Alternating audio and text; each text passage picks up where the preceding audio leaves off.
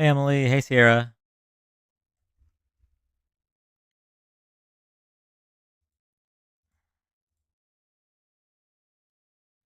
hey everybody. I'm just setting up. One second.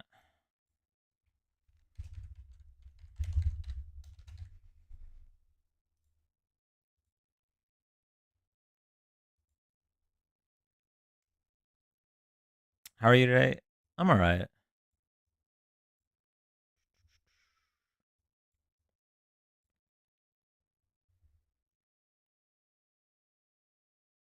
Hey Leah, hey Mungani, Munjani. Hey Ice Cold. How is everybody?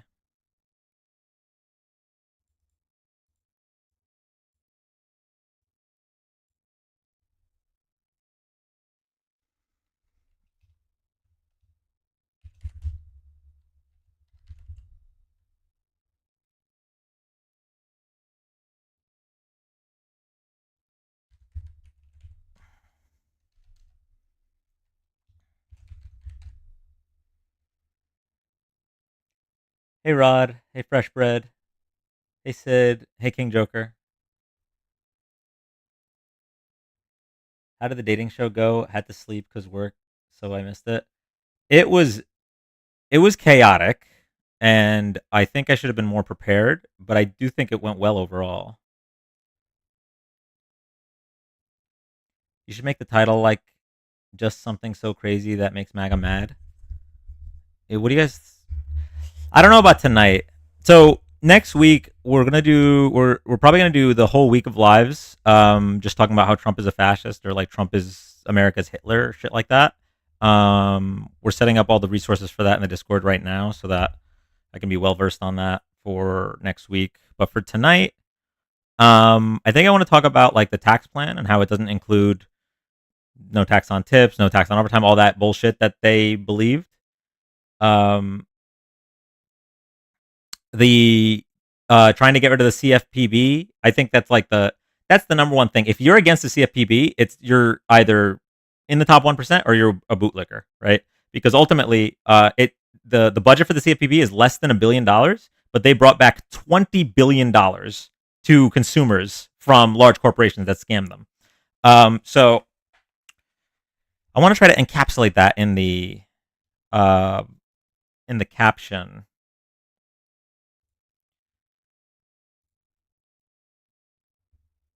So I'm thinking something along the lines of Trump voters got scammed.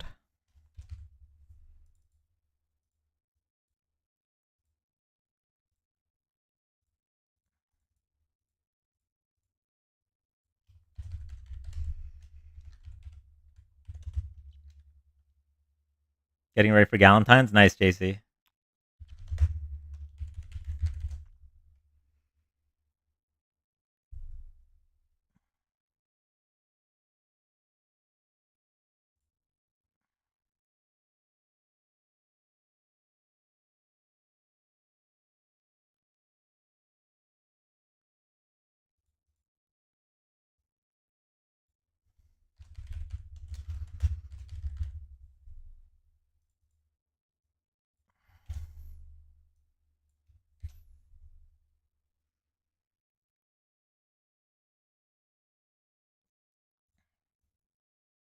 What are y'all doing for Galentine's?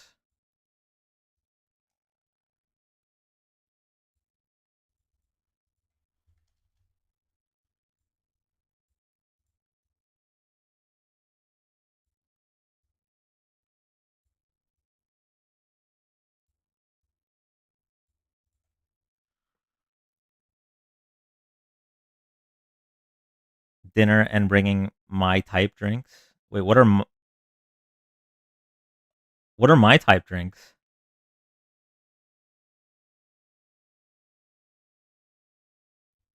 Hey Rose. Okay. I think I'm gonna go with this for now. Trump voters got scammed. Prove me wrong. MAGA request up. You make a drink based on your type of guy/girl.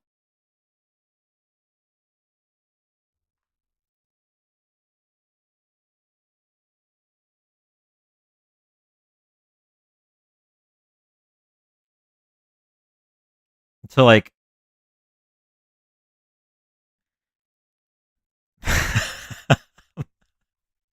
never mind. I'm not. Oh my god. Mine is tall, skinny glasses with nerd candy and Mountain Dew. Guess my type.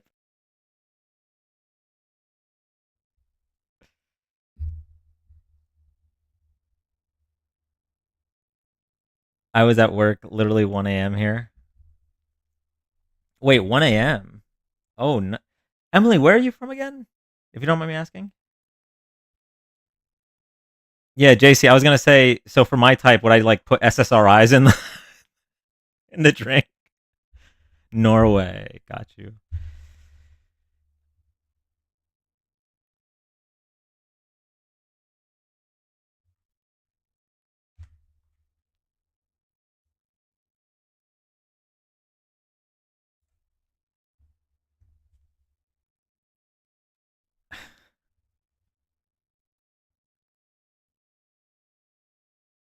Uh, okay. Trump voters got scammed.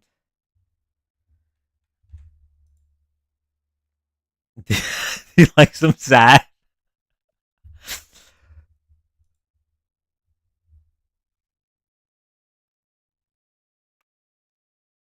Better hurry before RFK takes him away. Yeah, that's super troubling, by the way.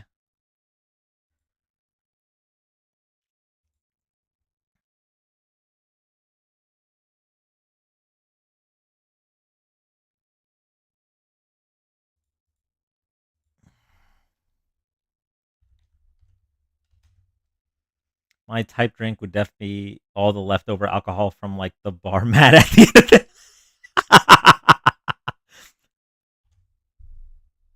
Are you live on TikTok? Not yet. I'm just setting up. Once I have a caption ready, I'll be live on TikTok, and I think I just got it. Uno momento.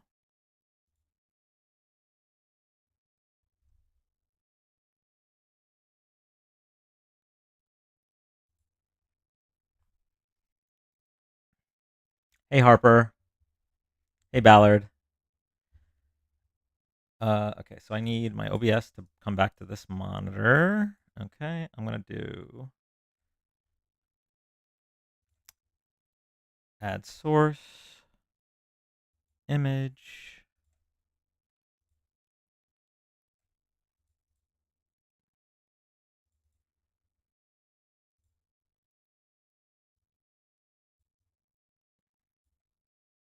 Wait, that's not right. Hold on. Sorry, wrong one. This is what I get for naming them 002 and 003. Okay, there we go.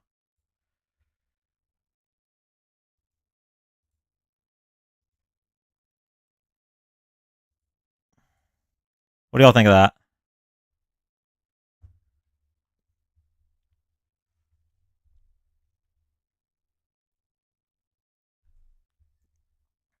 Looks good. The only thing I worry about is if the TikTok algorithm picks up the word scammed and doesn't like it. That's the only thing I'm worried about. But other than that, yeah, I think like the GOP tax proposal is so wild. So they want to raise the debt ceiling by 4.5 trillion, right? Or wait, is it 4 trillion? Hold on. I was just reading about it a second ago. It's 4.5 trillion in tax cuts, and they want to raise the debt ceiling by 4 trillion, I think. Um, oh, they want to just lift the debt ceiling.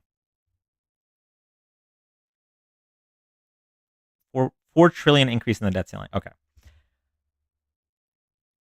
Maybe do the word played instead of scammed so TikTok likes better. Ooh, that's a good idea. Okay, we're doing that.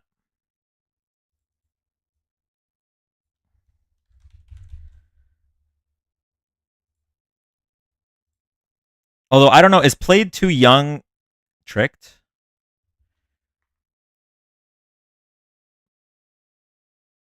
Some people didn't know what the word bamboozled meant the last time we did it.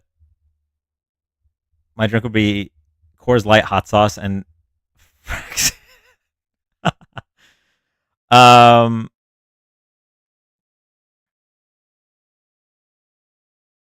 okay, you know what?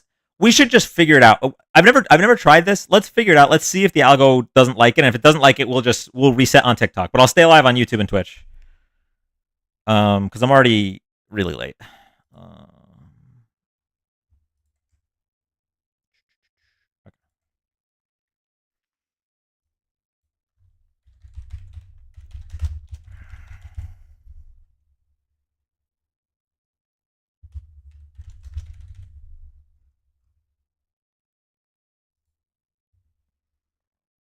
All right, we should be live on TikTok.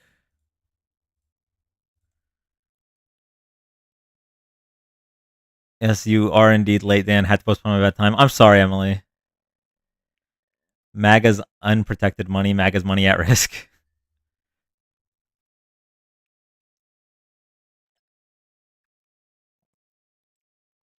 Okay, we are officially live on TikTok.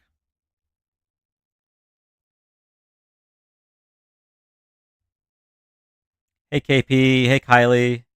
Hey, crew. Hey, Sleepy. Howdy, ho, Mac. Hey, Alexis. Hey, Neely.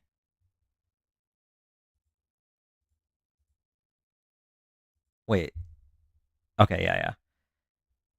Hey, user. Hey, Randy.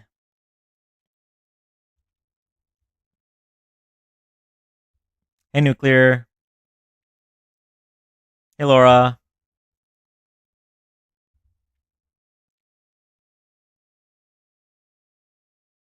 Hey, everybody. Okay. There's officially too many people for me to give individual haze. I've lost track. Hey, everyone. Sorry I'm late. Hello. Hello again. Hey. Dan.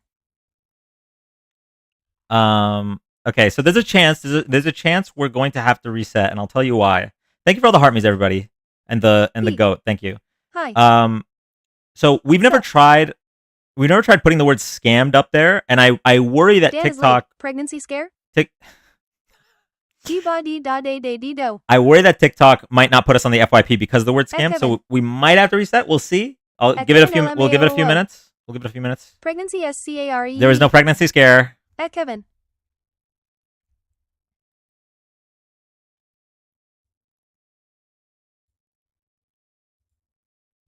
Why are we hearing the comments? Because Angela's reading them. Angela. It's for some reason close to the gambling flag at times.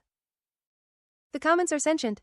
Yeah, I'll see. If we break OMG, if we break 300 viewers in the first 5 minutes, then we'll let it go. How are you feeling after the successful dating show last night? Chad and Dan. I did scam a few Trump voters, TBH. He's Pergonanant. Pergonanant? Wait, who's seen that video? It was like the Quora. Basically, it was every time someone on Quora asked like about pregnancy. Y'all remember that one?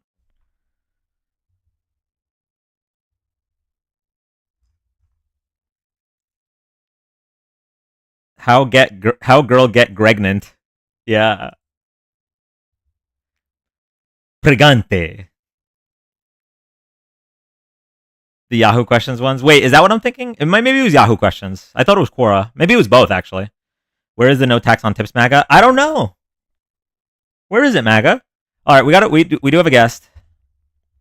Sam Darnold. I was waiting for a few more viewers, but if you're in a rush, then I'll bring you up. Did you see his new tax plan? Yeah. I don't see any no tax on tips. I don't see any no tax on overtime. I don't see any no tax on Social Security. Interesting.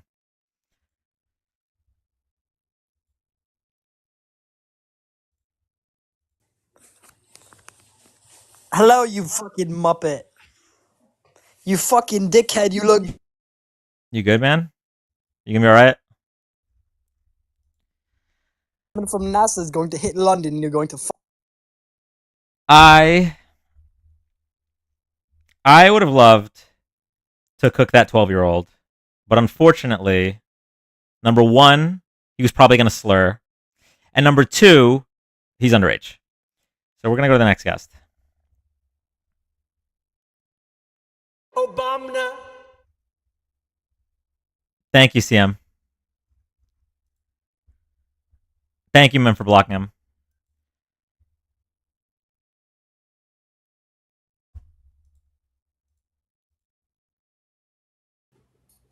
Hey Dan, I had a quick question about that Republican tax plan that had no taxes on tips and all that stuff. I've seen MAGA do a rebuttal saying that there's bills being proposed in Congress that have those things already, and they're saying that is going to be the way that Republicans are going to do it.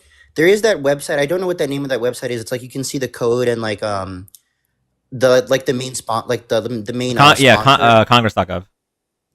Yeah, so they just point to those proposals for like the no taxes on tips and like the few other ones as like a defense for it not being in the bill. Okay. So here's what I'm going to do. If they bring that up, I'm going to tell them the following. If the extension of the tax cuts passes, and the main bill with the $4.5 trillion of tax cuts, mostly for the top 1%, passes, but all the other stuff doesn't pass, will you come back and grovel and beg for our forgiveness for the fact that you got scammed this hard? That's what's going to happen if they bring up that talking point. I don't think they're. I think they're just gonna keep being Trump supporters out of spite. Yeah, they're just going to keep moving the goalpost again, once again. But yeah, I appreciate you coming up. Yeah, that was basically all I was gonna ask. Thanks. HR 482. Let me pull that up. Thank you, Danger.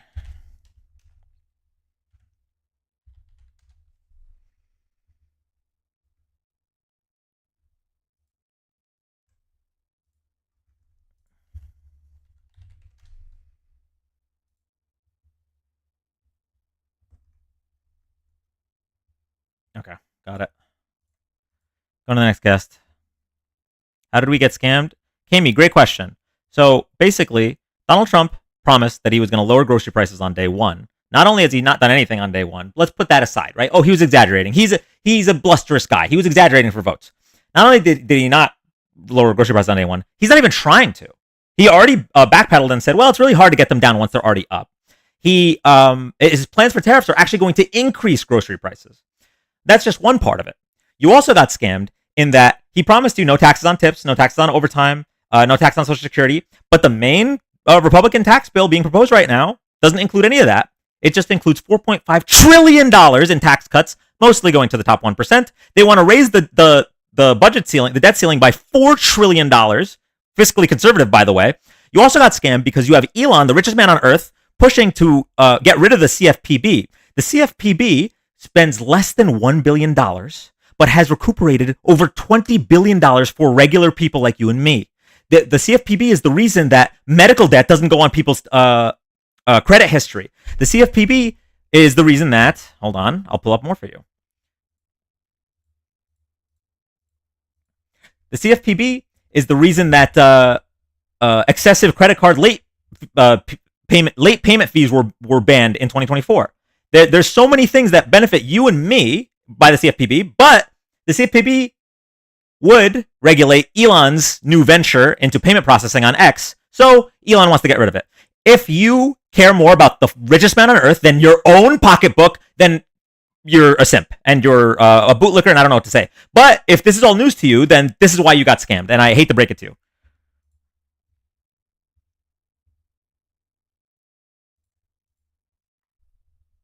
My state is trying to push the no tax on overtime. That's cool. I think if states want to do that, that's totally cool. But that has nothing to do with Trump. Let's talk about inflation. Up. Yeah, I mean inflation's up. Gas prices are up. Thank you so much, Patty. Hi, Gina.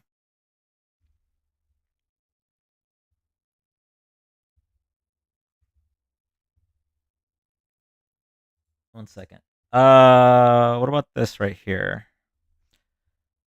Maga request up.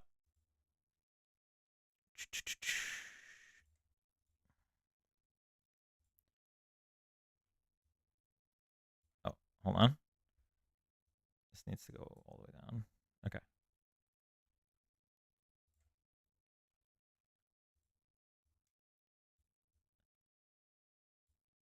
So he's already off 5 days. Actually, better than I expected from him. Look at the price of eggs. Look at the price of gas. The things Maga was complaining about so much. So weird.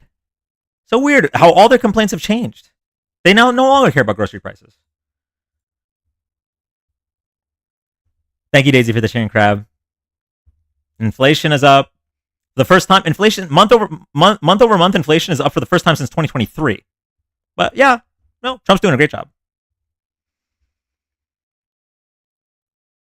He said he was going to lower interest rates, which he can't do if inflation is up. He is a clown. Yeah. Largest financial heist in history. Lady, 100%. 100%.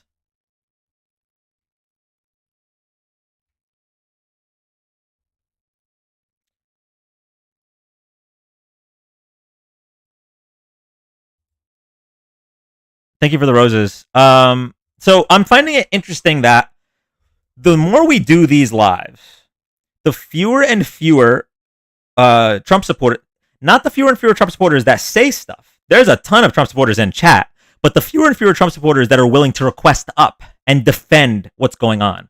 Because before it was theoretical, right? They could just be like, he's a better leader and he's promising all of this and blah, blah, blah. Now that it's happening and he's not doing any of the promises that help them, unless you're racist, of course. Listen, the mass deportations, that he is doing that. He is doing that. Now, he's not doing it in the way that he said he was going to do. But if you're racist, yeah, he's doing great stuff. But if you voted because you wanted lower grocery prices, you want to go to back to be pre-COVID or whatever, he's cooking you. He's absolutely demolishing you. The no tax on tips, no tax on overtime, not happening. There's no defense, and that's why they don't come up. There's nobody in the request box. There's no way to defend this man. He's indefensible. And this is just talking about, this is if we ignore, right? We have to ignore everything else. Just talking about your own benefit, your wallet, your bank account, you're getting cooked, right? But if we had the other stuff, if we had the fact that he just today said that if I'm going to read the quote for you guys because this is insane.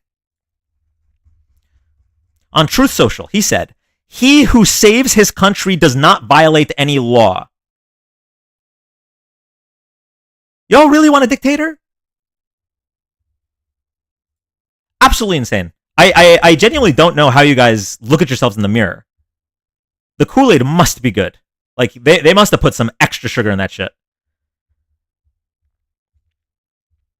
If MAGA can't come up and defend this, then what we're going to do instead, all right, instead of debates, we're just going to go through every time Donald Trump quoted Adolf Hitler. We're going to go through the 14... Come on, man. Thank you so much, Antoine. Thank you so much, Antoine. We're going to go through the 14 characteristics of fascism, which, by the way, we've hit all 14.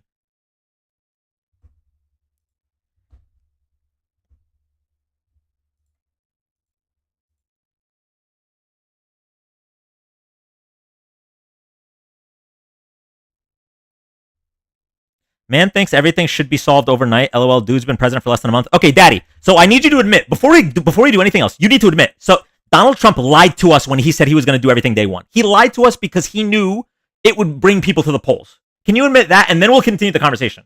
He lied to us to get us to the polls, right? Just so we're clear. If you're saying he can't do everything day one, why did he promise to it?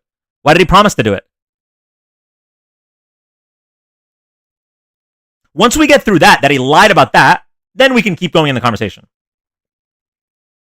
But if you can't even agree to that, then we're living in a different reality. Like, we can't live in the same reality where Donald Trump says, I'm going to do everything day one, then he doesn't, and then you say, well, we all knew he wasn't going to do everything day one. Okay, so, but you know he lied, right?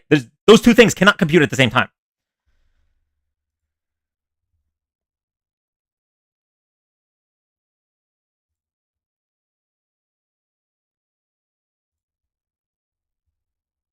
Come on, man. Thank you so much, Anna.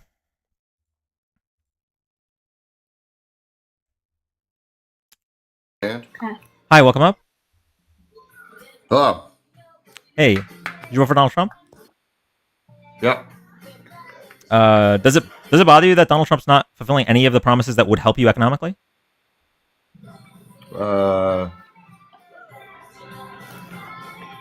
Give me an example. So he promised he was going to lower grocery prices on day one. Not only did he backtracked that promise and saying it's actually really hard to lower grocery prices once they're up. The moment he won the election, he backtracked on that promise. But he hasn't even implemented anything that would lower grocery prices. In fact, his threats for tariffs would raise grocery prices. Could you lower the TV if possible?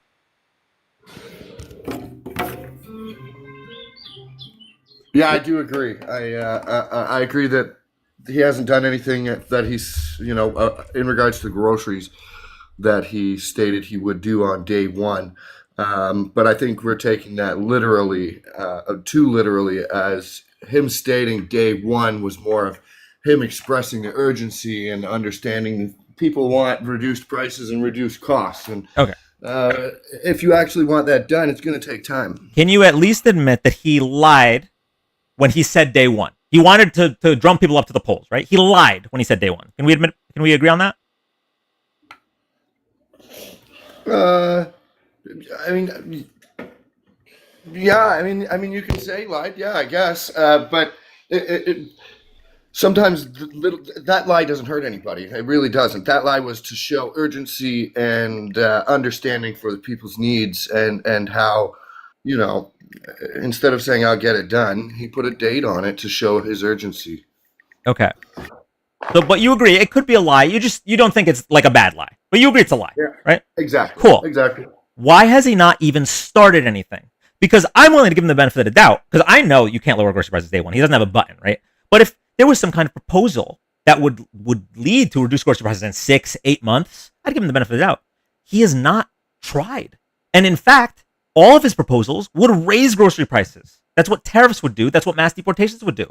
So don't you think that that's frustrating? I mean, yeah, but you're looking at minor things. I mean, I understand that that's something that some would be of importance, and how do you make decisions when you are held down by a corrupt deep state, and every decision you make is scrutinized and basically thrown against what you've done? Okay, he made two major promises. Two, Yeah. right? Which was to lower grocery prices and mass deportations. How is the deep state stopping him from lowering grocery prices? Well, I already explained that it's not something you can do overnight, and him lying about day one was to show urgency and understanding. Okay, what can he do to lower grocery prices? Produce at home, start incentivizing local grown. Hang on one second. Why would producing at home be lower grocery prices? You guys, if you produce more food, you have more product, lowering costs. I mean, Wait, so why don't they just do it now? Well, I don't know. Why don't you?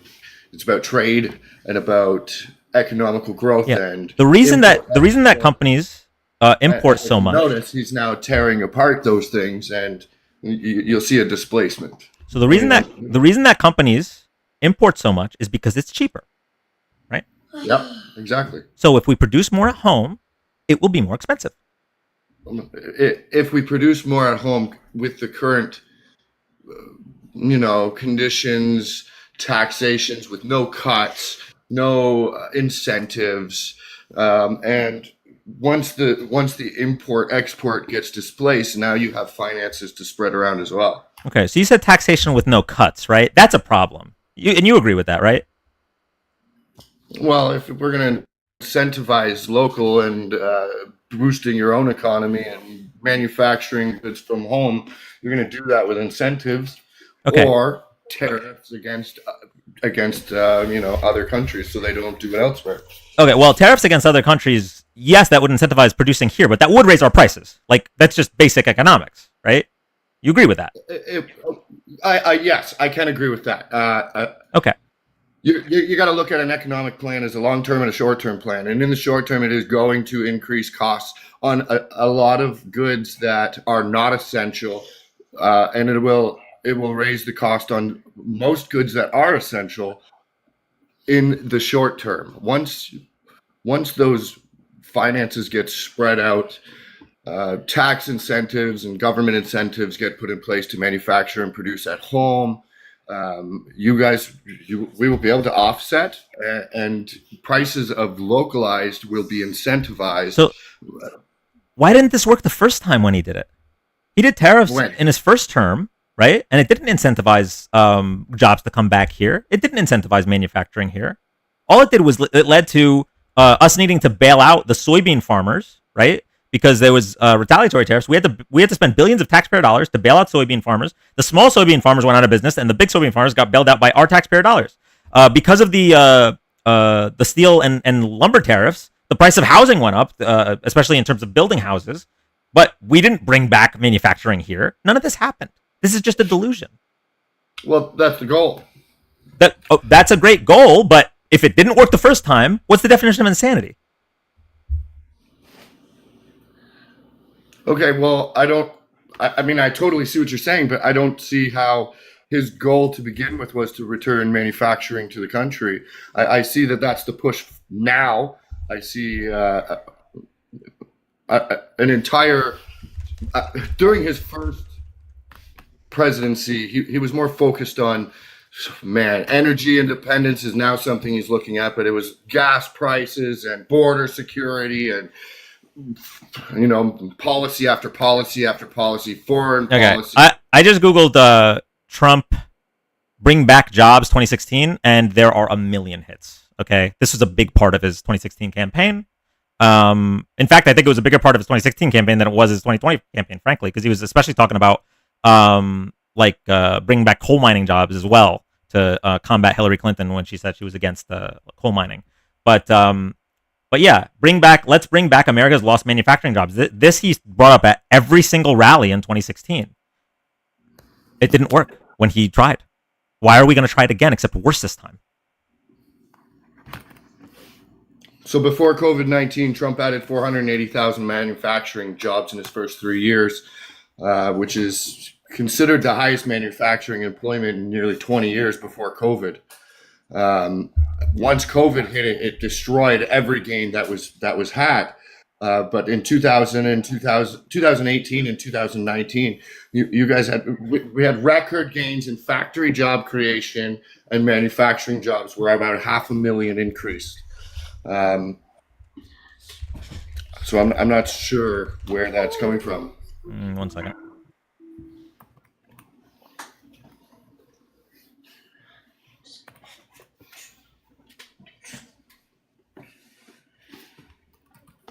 Okay, so are you saying the amount of manufacturing jobs added under his term, assuming we ignore COVID, first 3 years before COVID, first 3 years, was more than the amount of manufacturing jobs added under other presidents? Yeah, in the past 20 years. Really? Yeah.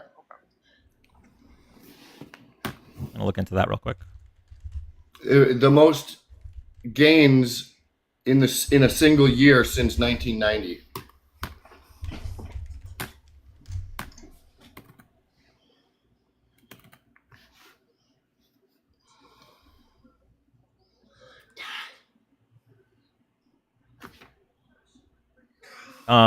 Okay. So this is by year, and it kind of looks like it just followed the same trend as Obama. These are the Obama years, manufacturing jobs added. These are the Trump years. This is COVID. We'll ignore COVID. How is this like anything special? Well, I will agree with you that a lot of times graphs have a linear projection, and we use and utilize the aspect as, we're at an all-time high. When things grow, it's always going to be continuously Right. That's growing. exactly. Thank you for mentioning that. So he didn't bring back any manufacturing jobs. It was the same trajectory as it was under the Obama administration. Thank you so much, Anna. If you do look at those trajectories, you can divide that up by year there. You do see quite a steep slope right before COVID and right after COVID, which after COVID is expected. Right. I mean, even before COVID, they started to fall off here. Come on, But man. that's neither here nor there. So first of all, the idea of trying to add manufacturing jobs in the big 2025 is already a little bit misguided, given where we're headed with automation and AI. But putting that to the side, his tariffs did not add manufacturing jobs. Do you have any evidence that his tariffs are the reason that we added manufacturing jobs? Because clearly Obama didn't have these the tariffs that Trump implemented in 2017, 2018. Obama didn't have them, and manufacturing jobs were going up the same rate. So I think the goal here is, you have a really rich entity who can spread its wealth and manufacture and spread technology and AI developments in any country it wishes, and we want it to stay at home. And the way to do that is by making it cost more to sell back to ourselves.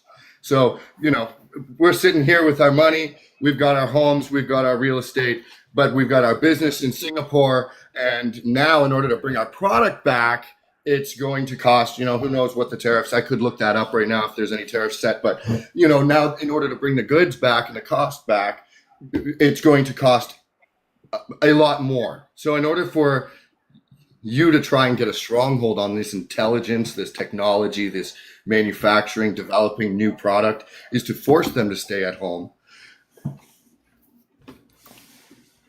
And they can still sell to other countries as they don't have equalized tariffs in effect. Well, but every time Trump tries these, he faces retaliatory tariffs. It happened with China in 2017, 2018, and it's happening now with Canada. And just like you have explained, this causes an inflation and an influx in their economics as they continue to put tariffs in place. To these people. Thank you. We're now watching this it is a lose-lose. That's correct. That's right. Now we're watching the short-term fall of these. This is America. We're not going to crash. Look at we've got how many trillions of dollars that go into the military each year. We're talking about countries that not just can exist and do exist, but economically, when you can impact and influence, their GDP by doing something, by just simply threatening. We lost the trade war in Trump's first term, right? We lost. Did you know that? Well, explain. So we had to spend billions of taxpayer dollars to bail out the soybean farmer industry. We had to pay more for housing because of the retaliatory tariffs on lumber and because of the tariffs on steel. And China is still growing. I don't understand what we thought we were doing there other than a lose-lose. Well, the concern is China's growth beyond us, and us feeding into that and supplying that financially. Okay, so just so we're clear, you're willing to harm yourself and your own bank account to try to stymie China. Is that what you're trying to say? Like you're willing for the whole world to get worse so that at least China gets worse? No. No. See, the goal is our country. I'm not looking at the whole world. They deal with how they want to. They didn't have to put tariffs on us after we threatened. We're simply trying to force manufacturers and factories back to our own countries so we can introduce AI and automation at a level that's not been put to use before. And countries are trying to protect their factories and they're trying to protect their manufacturers by retaliatory tariffs in order to try and keep them there. Do you think Ronald Reagan was a good president? Oh shit, we got a Ronald Reagan. No, if you don't have to. You could just say I don't know. Yeah, don't Google it because chat voted you out. So I just wanted a final question, really quick. All right. I'm not sure. Yeah, I don't know. You're not sure. Okay, no problem. Ronald Reagan is like a hero to a lot of conservatives, and he has a really good speech on why isolationism is and protectionism is so bad. And I'm curious how conservatives couch that. But I appreciate you for coming up, and you have a good day.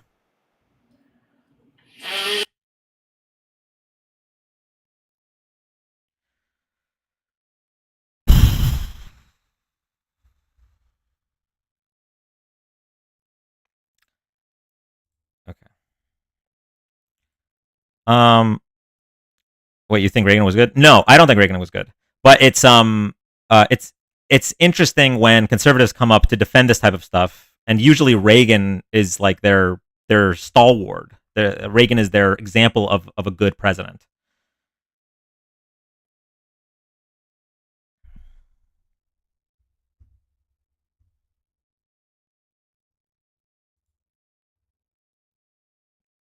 I would take Reagan in a minute versus now. Oh yeah, of course, for sure. Listen, me and Reagan are gonna have beef to the rest of time. Okay, if Reagan has one hater, it's me. If Reagan has no haters, I'm dead.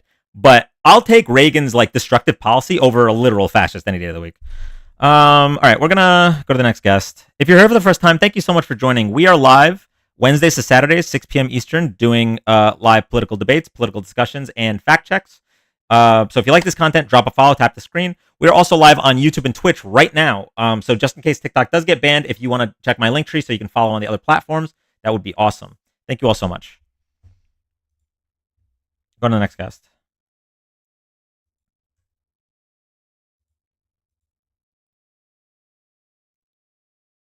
And thank you, Anna, for the dinosaur. And Renee for the hat and mustache.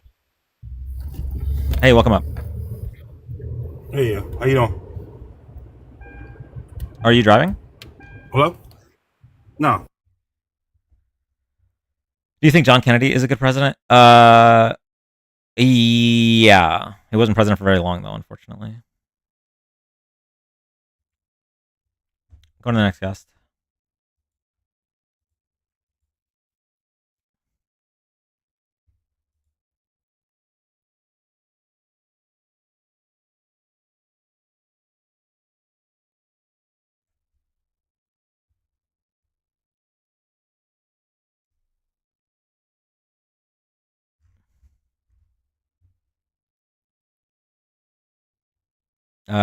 Guest isn't connecting. We're going to the next guest.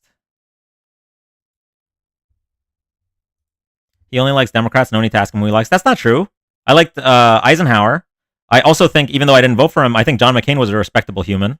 There's a bunch of Republicans, maybe not so much right now, that that I appreciate as people and even as politicians. It's just right now the Republican Party is ran by a fascist and it has followed and has held the line. Right? They've all lost their backbones and don't stand up to him. So yeah, I mean the Republican Party right now is dog shit for sure. I personally am a big fan of the Constitution and the separation of powers, and the Republican Party is not a fan of that. Thoughts on Romney? In 2012, Mitt Romney was the worst Republican. Right now, Mitt Romney is the best Republican, and Mitt Romney has not changed.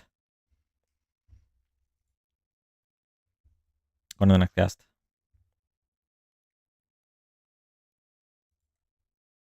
Democrats are communists who hate the Constitution. Bro, Donald Trump literally has defied the Constitution twice in 3 weeks. But okay. Bro calls the party who is advocating for transparency a fascist. Oh, advocating for transparency, but banning certain news organizations from their press conferences? Banning certain news organizations for the Department of Defense? Yeah, those are the ones asking for transparency. Why are they saying? What are they saying on YouTube, Dan? I was only 7 when it was happening, but I imagine McCain Obama era was nice and peaceful compared to the crap we have to deal with now. It was. It was. So there's a really good clip.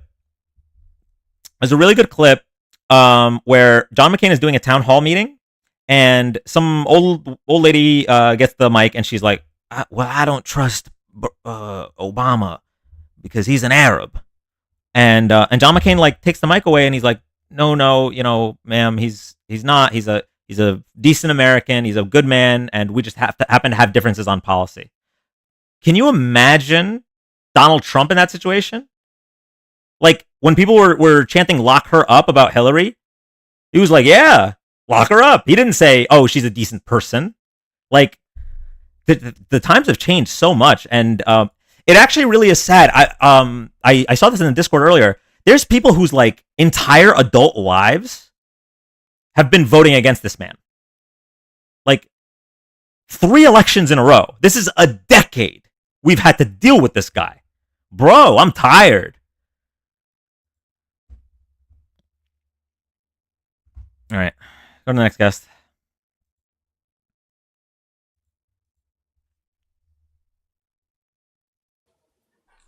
Hey, welcome up.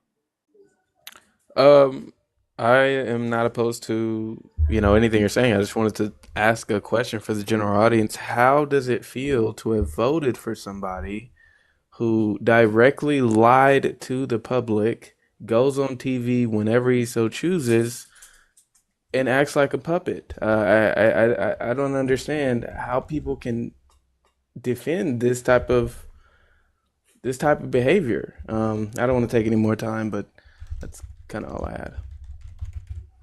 Thank you so much.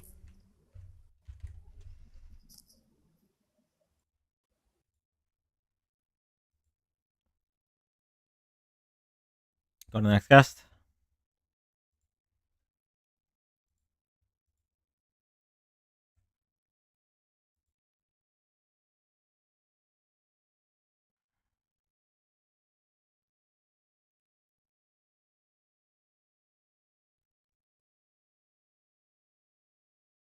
I love there are so many MAGA in chat, but there's only like 3 requesting. I love that you guys are so similar to your cult leader. The fear, the quaking in the boots from you guys. It's just like when he wouldn't go on 60 Minutes because Leslie Stahl cooked him too much the first time. Her first question to him was, "Are you ready for some tough questions?" And the manly man that you guys were saying is the best leader said, "Well, that's a nasty way to start an interview, bro. Nut up." She said, "Are you ready for some tough questions?" And he crashed out. Then didn't do the 60 Minutes interview the following year because he was too scared, like you guys right now, talking in the chat but not requesting up. He was too scared to go on MSNBC. Kamala Harris went on Fox News, by the way.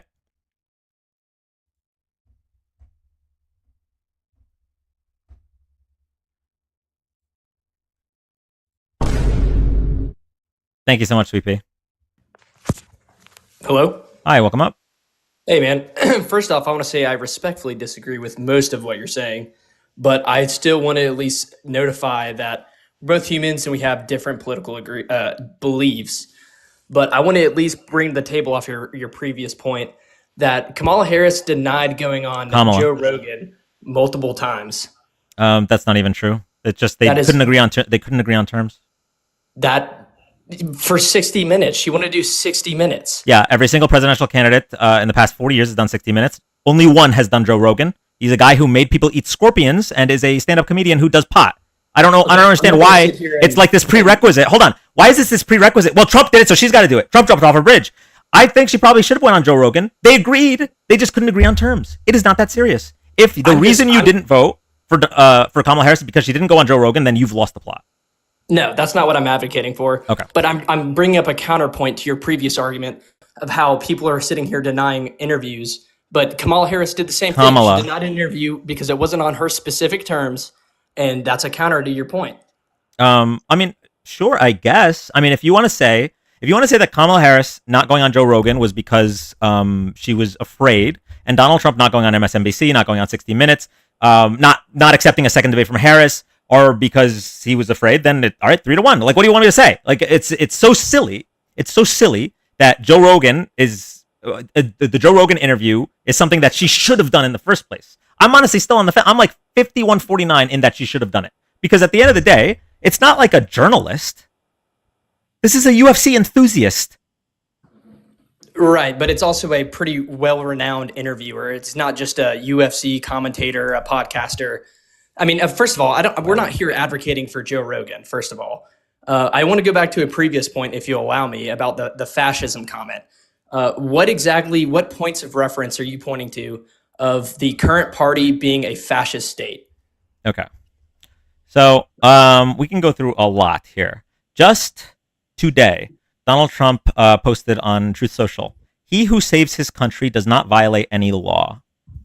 This is a direct callback to Nazi Germany, when Ernst Huber said, "The authority of the Führer is not limited by checks and controls, by special autonomous bodies or individual rights, but is free and independent, all-inclusive and unlimited." Okay? Donald Trump has also, during the campaign, called back direct quotes from Mein Kampf when he said immigrants are poisoning the blood of our nation. While in power right now, he's violating the separation of powers. First of all, when he put out an executive order to freeze those funds, which were approved by Congress, the legislative branch, and then when he didn't fully comply with the judicial branch blocking that order. And this is just right now. But we also have back in 2020 when he tried to remain in power despite losing an election. Could you agree that paying millions of dollars to news agencies to broadcast certain messages is fascism itself? or no?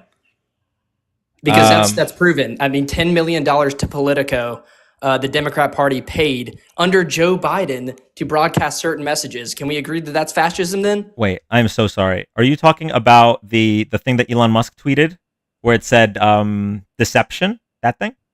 This is a proven occurrence. Pull it up. Pull it up the evidence. Thank you.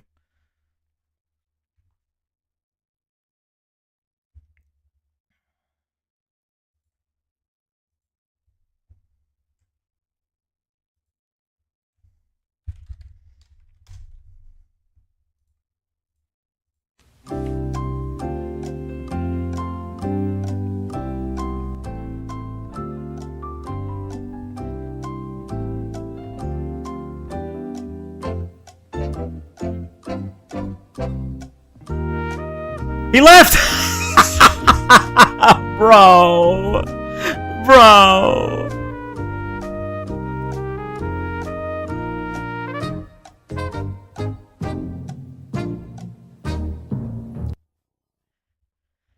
That's just what happens when you ask for evidence.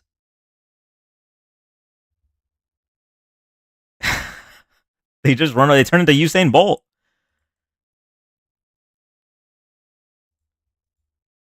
He tried to sneak that one in. Oh, this is proven. Maga loves to say this is proven right before they run. I'm still waiting for them to explain how freezing hiring for the VA crisis line is winning. Well, they don't care about the veterans is the problem. They voted for a guy who said John McCain's not a war hero because he was captured. They genuinely do not give a fuck about the veterans. I'm talking to you, Maga. My source, will you see loud truck goes by? Guest not connecting. Go to the next guest. Why are you running? Thank you, Malik.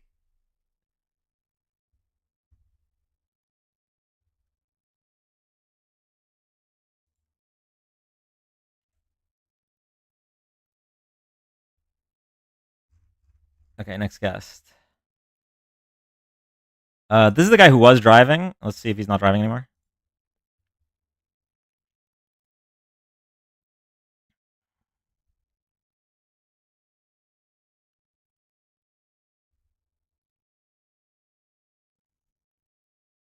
You see they passed Senate Bill 1 in Ohio, basically destroying higher education in Ohio. They just want more uneducated people. Senate Bill 1, Ohio.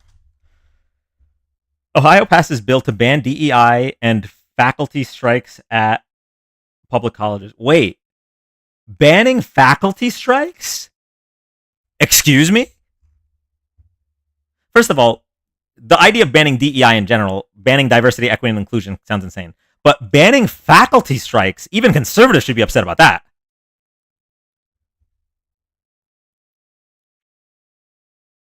That's fucking wild.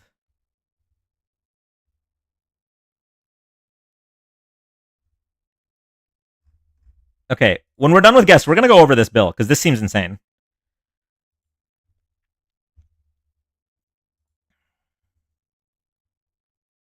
If they could read, they would be upset.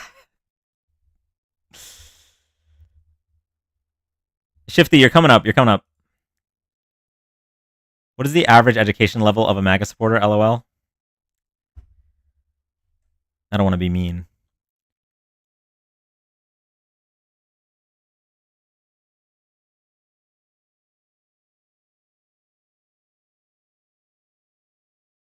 Take away tenure from professors that protest? Oh my god.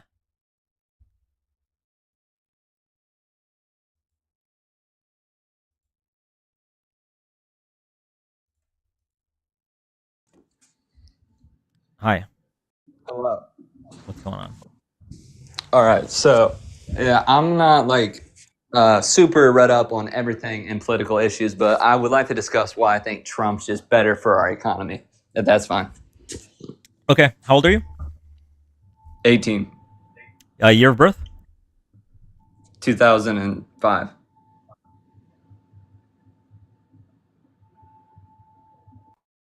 Okay, so two things. Number one, underage. Number two, he said he was a Republican economist in the chat, but he's 18? I didn't know we had 18-year-old economists.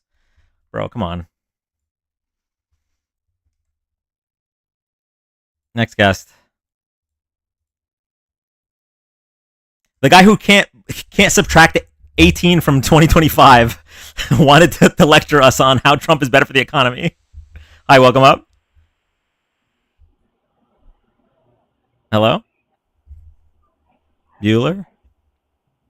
Mr. Ruben Rodriguez 70? Damn, the full government. Sounds like a Republican economist.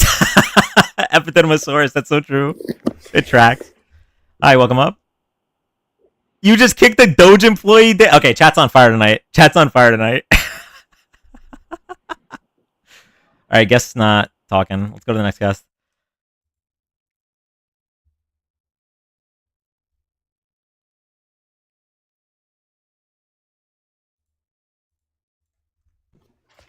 Hey, would you rather me come back later to do my spiel, or? You're the only one in line, so you're the only one in line, so you're good.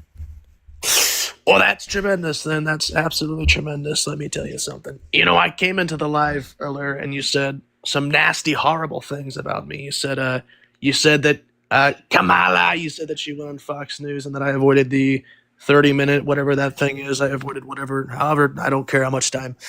I avoided that, and let me tell you, they have biased people. They do. They're very liberal. They have biased things, and I can't stand it. Let me tell you something. If you guys have not joined the Discord, you have to do it. We have a lot of tremendous things there. Some say it's the greatest Discord, actually. And you don't have to, but he has his donation links in the bio, and he does a great cause. And if you don't do that, I might send you a stack of tariffs at the front doorstep, like a naughty and nice list. So you don't have to, but if you don't, I might send you extra tariffs, so be prepared for that.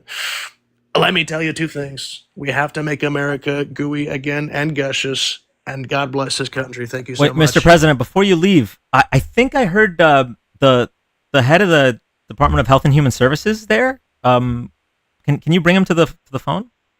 Well, there was a lot ahead. Let me tell you. Let me ask him real quick. Hold on.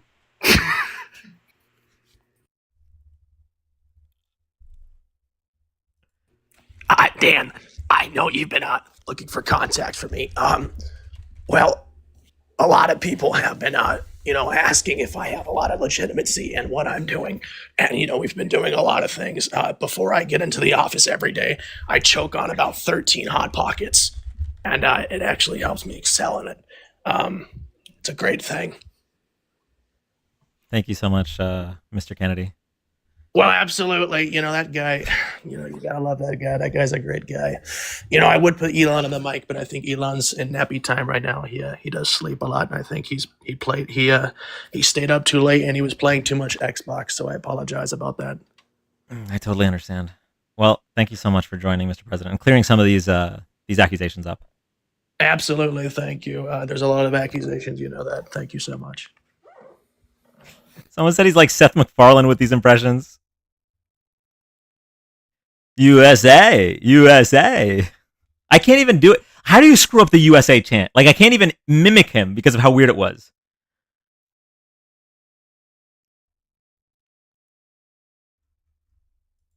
My suitcase.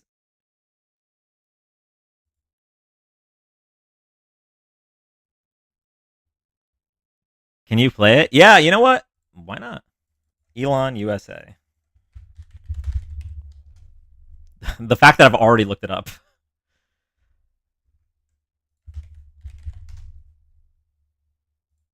We're going to get the government off your back and out of your pocketbook.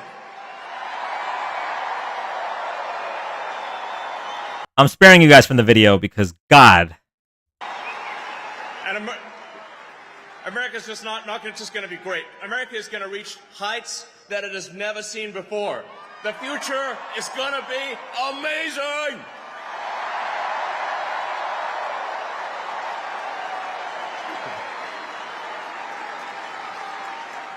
Now,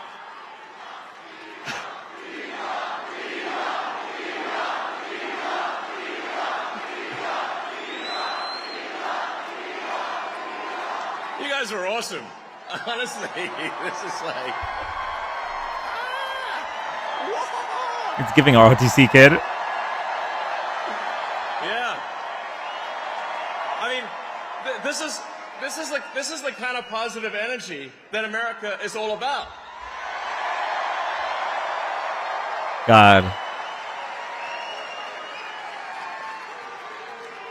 Yeah. USA, USA, USA, USA, USA. Ah! Yes. How do you screw up the USA chant? How? Well, I mean, I guess if you're a South African, I suppose makes sense. By the way, he's in his dark gothic MAGA outfit. It sounds like a question. Oh, wait. Oh, I'm sorry. I really hope. Justin, I'm sorry if you're not still here. I totally understand because this was like from half an hour ago. But thank you so much for the $1. Making us go through all his quotes is like punishing the whole class for MAGA acting out.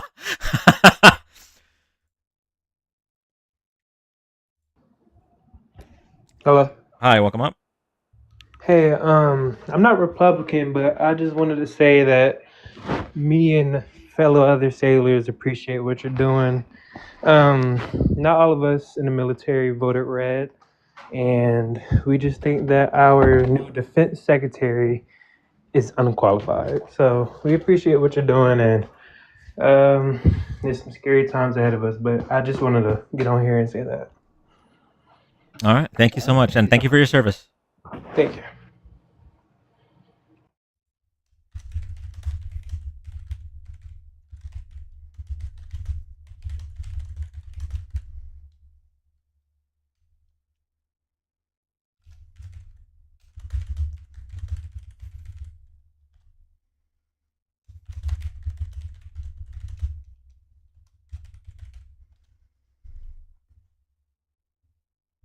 Why can't you answer the question? Anthony, request up, bro. I'm taking guests. Guests take priority over no profile picture people in chat. CFPB defunding was halted. Yeah, I saw that.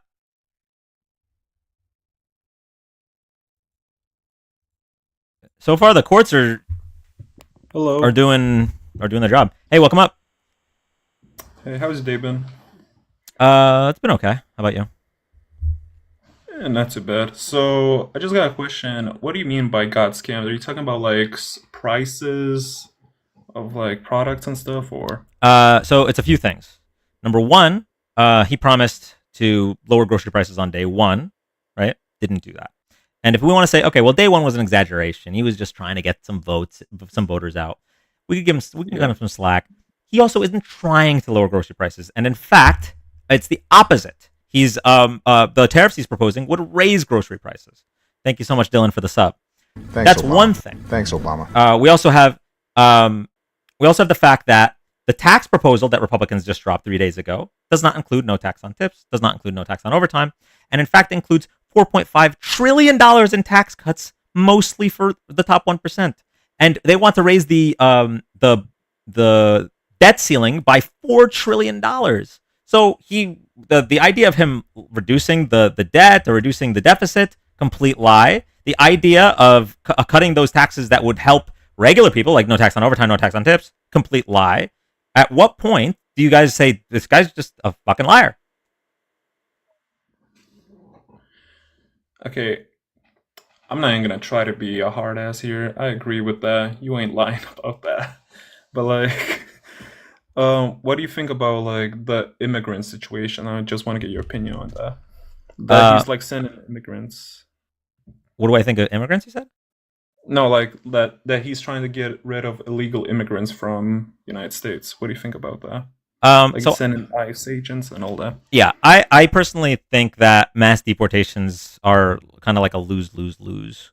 I agree with making it harder for people to come into the country illegally, but I also think we should be able to make legal immigration easier. Now that said, the people that are already here, Chris, to be fair, it's not a pivot if he conceded the point. So I'm going to give the guest credit. He did say he doesn't disagree with the first point. So I don't know if I call that a pivot. Yeah. So the ones that are already here, right? Unless they're unless they've committed a crime, obviously, like a crime and are arrested. There's no reason to go out of our way to deport these people, and I'll tell you why. We would have to be spending billions of dollars to get them out. We would lose billions of dollars in the tax revenue that they pay into our system and don't get out. They don't get the benefits of Social Security and Medicare, but they pay into it. And it's also unconscionable. It's breaking up families, right? There's a lot of families with mixed immigration status. It's also essentially punishing people for just wanting a better life. And it also hurts regular American citizens, both in the fact that we're inconvenienced by all of this. It's kind of like triggering and traumatic to have somebody knock on your door and ask to see your papers, whether you're legal or not. And we're going to be paying more because we already have a labor shortage, and we're going to lose out on people that are here and want to work, just want to live a better life. So yeah, it's like a lose, lose, lose, lose, lose. There's no benefit to deporting anyone that hasn't committed a crime. But like, do you think when he's immigrating, like, let's say for example Mexicans, right? Do you think like it would bring still better, like good, more like a bit more good than a bit bad? Because like what I mean is, since he's like immigrating illegals back to their countries, there's like gonna be less drugs, less rape situations, I would say. Because like what I mean is by that, like some people go to other countries to do horrible stuff to women because they're not going to get caught that easily. But since Trump is getting rid of illegals, it can happen a bit less, because you know what I'm trying to say here? Okay, so undocumented immigrants commit less violent crime than American citizens by like a wide margin. That's number one. Number two, in terms of drugs, the vast majority of drugs coming across the southern border are being brought here by American citizens.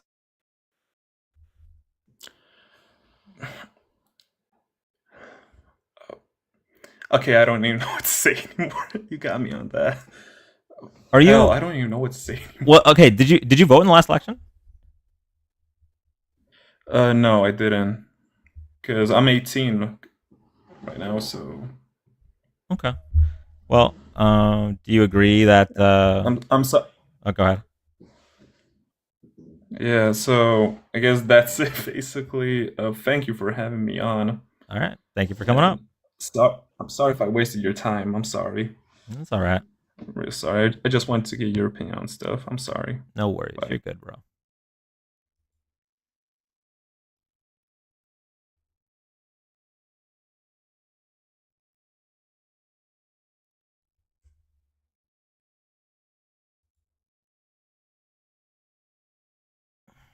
All right, go on to the next guest.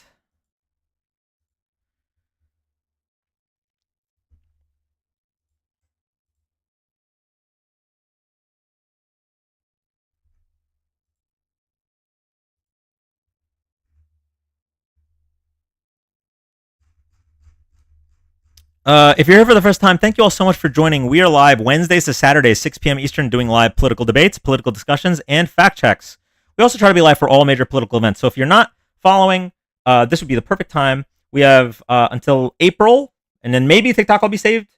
So at least for now, double check that you're following. Next to my name, there should be an orange heart or a gray heart. If there's not, and there's a red oval, hit the follow button. If you want to make sure that you're following on the other platforms, right now we're live on Twitch and YouTube as well. All those links are in my bio and my link tree, just so that in case TikTok does get banned in April, we don't have to worry about that.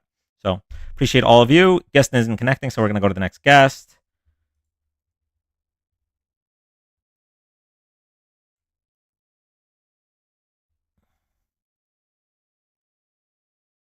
To the last guest, listen, you're good, bro. If you just want to ask questions, that's fine.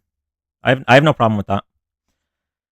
It took me 10 seconds to follow Dan on YouTube, people. Thank you, Lester. Thanks, Obama. Bruh, thank you so much for the sub.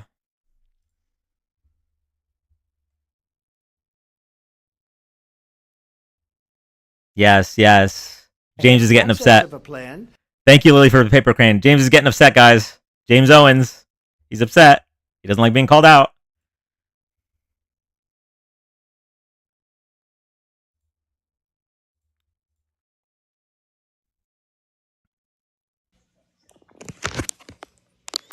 Hello. Hi, welcome up. Hey, how you doing? I'm doing all right. How are you? Doing great. All right. You voted for Donald Trump? Yes, sir. Does it bother you that he pretty much backed out on every single promise that would help you economically, financially? Definitely not. No, you're cool with getting lied to.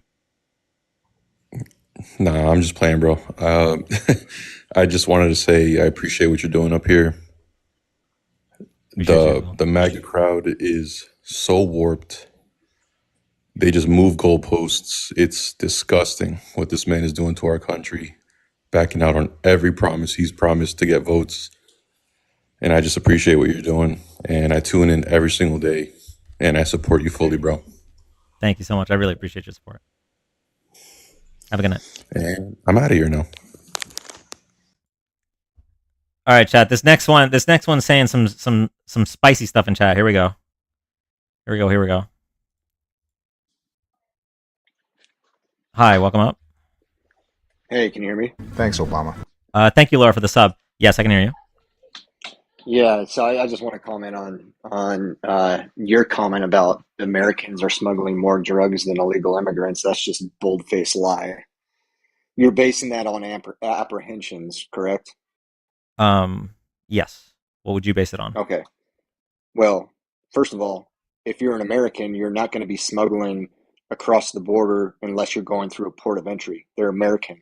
They don't have to smuggle drugs going across the border, climbing a wall, or going through tunnels, right? So, of course, Americans are going to be caught more smuggling drugs than illegals because the majority of illegal drugs that enter this country are not through legal ports of entry. You understand that, right? Okay. Do you have evidence of the sentence you just said? Evidence of, yeah. Well, it's pretty simple. Look at the amount of drugs that we actually apprehend at the border compared to the amount of drugs that are in our country today. That'll give you a good idea of the amount of drugs that are coming across our border. Yeah, I'm going to ask you, that's vibes. That's great. I'm going to ask you for the evidence for the sentence you just said. Okay. Do you have evidence? First of all, do you have evidence that American people are smuggling more drugs than illegal immigrants? Yes. You don't. You're basing that off of apprehension. That's evidence. So yes, I'm basing it off of the evidence available to me. That's right. Okay. So you're assuming that every single piece of drug that crosses this border is caught. That's not what I'm assuming. Assumption. Yes, it is. You cannot use that data point unless you assume that everything that crosses our border is caught at the border. Okay. Because your blanket statement that Americans smuggle more drugs than illegals is false on its face. Okay. False on its face. Again, you're basing it on So apprehension. I'm gonna go through all the facts here. Fentanyl smuggling is ultimately funded by U.S. consumers who pay for illicit opioids, nearly 99% of whom are U.S. citizens. So you're trying to tell me that there is so many. There are what website is that? This is the Cato Institute that ran a study, but this is all everything is linked back to the source coming directly from. What was the study involved in? The study is involved in. Check this out. I have family that are border patrol agents. I have a. Oh, bro, he's got family that were border patrol agents. No, you see all these links. These link back to where they're getting the data from. The study is them compiling the data and analyzing it. Something that you didn't do. You just go based on vibes. No. Listen to me. You're basing it off of apprehensions. So the assumption you're assuming that everything that is coming across the border is caught. So the blanket statement that legal Americans smuggle more drugs than illegals is a lie. Unless you can actually say that yes. What do you know that's not coming across the border from illegals? Okay, I'm gonna ask you one more time. Do you have a source besides your fifis? What? What's your question? Answer it. Yeah. How do you know that there isn't drugs coming across your border from illegal immigrants that are not? There are, of course. It's just way less than American citizens. You don't know that. Oh, it's not caught. We don't know. Hold on. Just so we're clear, there's no way to know that no matter what, right? Like for sure, 1,000,000%. There's no way. But we can know within a 99.999% interval, right? There's nothing we can know for sure. But if we have data and we have evidence, then we can extrapolate. Do you think we apprehend and we catch more drugs than are actually coming through our border? Do we catch more drugs than are coming to our border? That's not something that I would know intuitively. There's 0% chance I would know that. Okay, so your blanket statement that Americans smuggle more This is not a drugs blanket statement. This isn't even a blanket statement Yes, coming it is. It is. Okay. You're assuming that everything gets caught at the border. I'm not assuming that. I'm just using the data that's in front of you're using no data. You're using your vibes and feelings, your fifis, okay? I'm using the evidence. Okay, that's not what you don't get what I'm saying. So you have a blanket statement just based on apprehensions, but you have no idea what's coming across your border that's not being caught. So the idea that you can say that Americans are smuggling more drugs is false. It's 100% false. You can't even say that. Wait, how can it be false? At worst, it can be possibly not true, right? How can it be? How can you so certainly say that it's the other way? Can you tell me how you're saying it's the reverse? Yeah, sure. Yes. How many fentanyl deaths happen in our country? So clearly it's making its way into the country, right? And how many pounds of fentanyl have we actually caught at the border? Do you know that? I can pull it up for you, but I mean, you can go ahead and tell me. This is your argument, so now you give me. Go ahead. You're making the claim. Go ahead. No, I'm asking you to pull it up. You're asking me to pull it. Wait, you're asking me to pull it up. So you already have this argument, but you're asking me to pull up the data to plug into your argument. Yeah, I'm going to prove to you that there is far more fentanyl coming across your border that is making it across your border, and it's not being caught. Okay, so you're saying based on the amount of fentanyl deaths, right? Mm-hmm. That means that they must be undocumented immigrants pulling them up. Dude, you can assume that they might be undocumented, or assume that they're American. I mean, there's probably a lot of drugs coming across your border. That All right. are going This one's gonna blow your socks off. All right. What's the website? Okay. This is just the data. This is coming from. I'm reading off the Cato Institute, but it's coming from the Department of Homeland Security. Annual deaths from fentanyl nearly doubled from 2019 to 2021 after the government banned most travel and asylum. How could it be that the fentanyl deaths would double if we banned travel? Wait, well, hold on. Whoa, that's weird. So wait, what was the date range? 2019 to 2021. 2019. That's a long period of time. Okay. So hold on. Are we in agreement that there was far more illegal immigrants entering our country under Joe Biden? Can you at least agree to that? Or are you going to be one of those dudes that are like, no, actually, no, that didn't happen. No. Who do you think was president from 2019 to 2021? Who was president from 2019 to 2021? That's what I'm saying, dude. Who was president from 2019 to 2021? Is it all of 2021? Okay. Yeah. So Joe Biden deported more people than Trump. You're bringing up data that is 5 years, 6 years, 7 years old. Why don't you bring up data from 2021 to 2024 or 2025? Why don't you do that? I mean, we can do that as well. The fact of the matter is, yeah, let's do it. The fact of the matter is, you're trying. You have no. Let me just explain this to you. You have no experience in analyzing this data.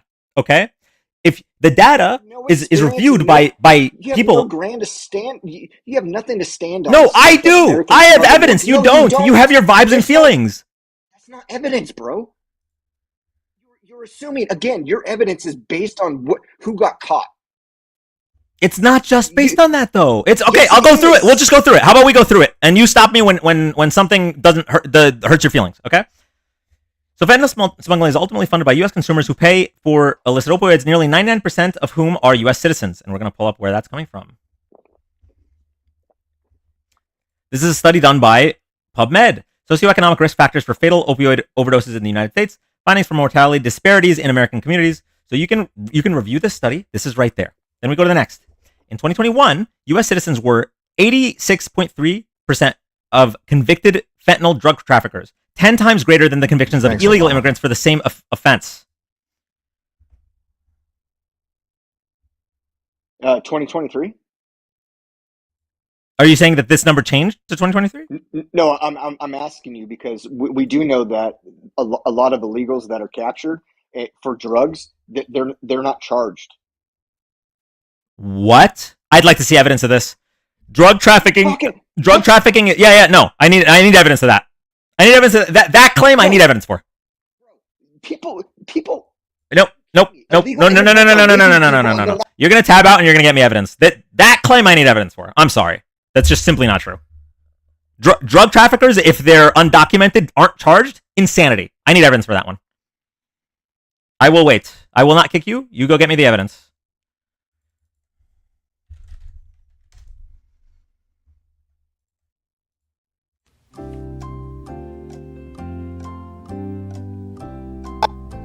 Hey, would it help for me to bring up the fact that there's multiple illegals that create? Nope. I need the evidence for your claim. You claimed that undocumented immigrants who are arrested for drug trafficking are not charged. I need a single piece of evidence of that. Thank you. Yeah, so you're relying on people to actually document. I'm relying on evidence, yes, not your vibes. I'm gonna keep muting you until you provide evidence, or say you just made it up. Because we don't do that. We don't do this. I read it on X one time, and now it's the truth here. I'm sorry. We don't have time for that. Okay, so should I bring up a website that shows that that job creation was inflated every single month for the last 18 months? So we're gonna rely on the government websites to tell us a story, and then only to retract that. It doesn't even need to be a government. You're saying anything, a news story, a news article, the stats from the Department of Homeland Security, anything but what you just have, which is nothing. You currently have no evidence, any evidence. So you honestly think that if an illegal rapes somebody and then a judge or somebody lets them go, that that's gonna be well documented? Yes, it would be a massive news story. Wait, yes, 100 million%. Are you kidding? Every single court document is public. Are you kidding?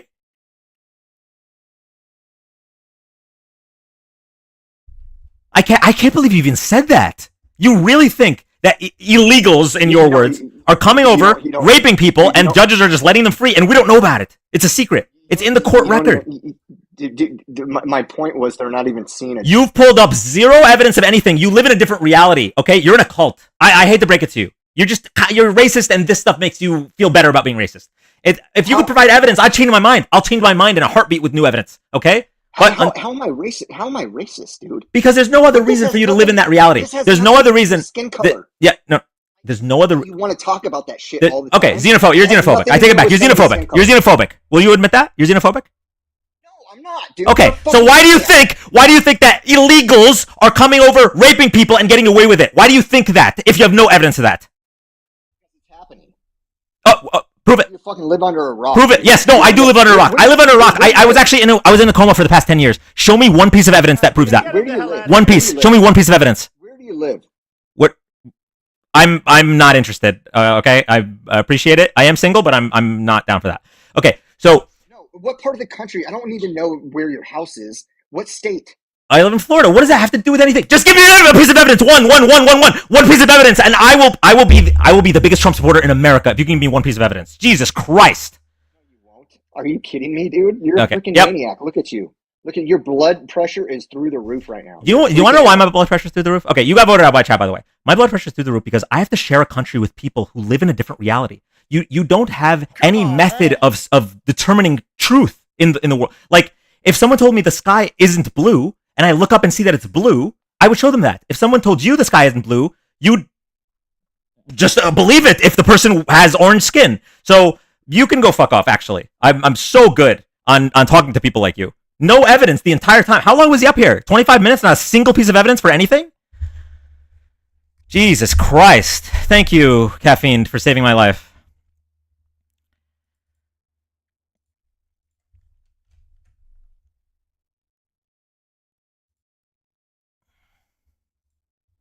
That guy was a walking trust me, bro. Like, I like when their argument is like, you're getting frustrated. Yes, I'm talking to an actual brick wall. Thanks, Obama. Thank you, Ryle. I'm talking to a brick wall that not only is confident in their lies, but they're loud and wrong. I can't, like, how would you not expect me to be infuriated?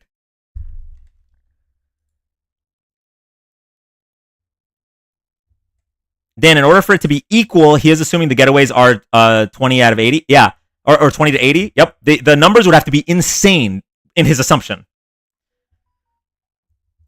You must think pro wrestling is real too. Anna, thank you for the $10 towards your dinner and blood pressure meds. Thank you so much, Anna. It's like being in a narcissistic relationship for real. Okay. Here's what I'm gonna do. I'm gonna get some water. All right. I'm gonna leave you guys with. I'm gonna leave you guys with a bit of Angela. Nobody go anywhere. This will take me. I swear on everything I love. This will take me 30 seconds or less. Okay. I will be right back. The countdown has not started yet.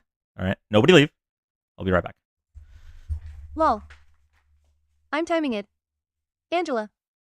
Oh no, did I shatter your world? We got levers already. We love Angela. Usain Bolt. I think they got everything they asked for. Angela. Everyone leave and come back. Okay. And skip what was right or wrong. Hello, Twitch. Angela, I missed you. I think I need a patience meter. 75 people left? Get the fuck out of here, bro. All right. We're cooked as a society. Our attention span is something else. Oh, this guy's going to get hydrated in less than 30 seconds? I'm going to watch some cave diving memes.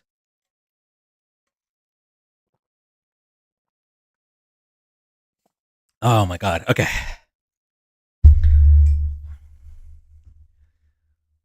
Dan, my fat thumb scrolled accidentally. They started tweaking 4 seconds in.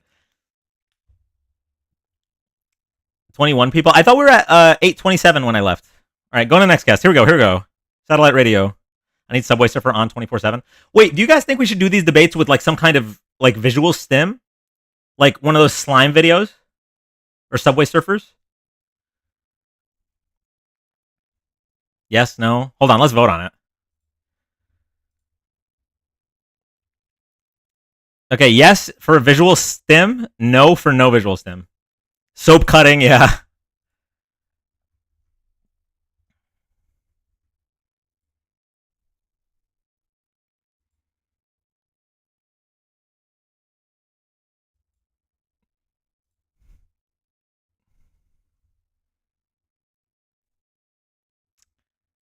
Ooh, the no's are winning. Okay, well, oh, wait, hold on. The mail-in ballots? Was it a blue mirage?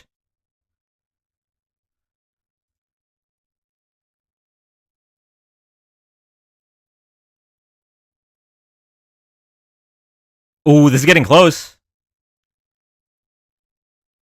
I have ADHD, but I refuse to be a stereotype. Okay, well, I'm going to be honest with you guys. The election was rigged, and I'll tell you why. Okay, so no STEM won. The election was rigged because even if STEM had won, this was the visual STEM I was going to use. And so you guys would have probably been against it.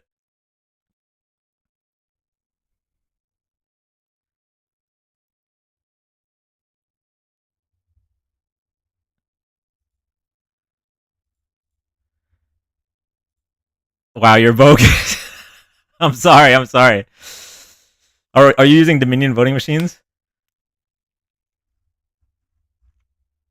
Okay, going to the next guest.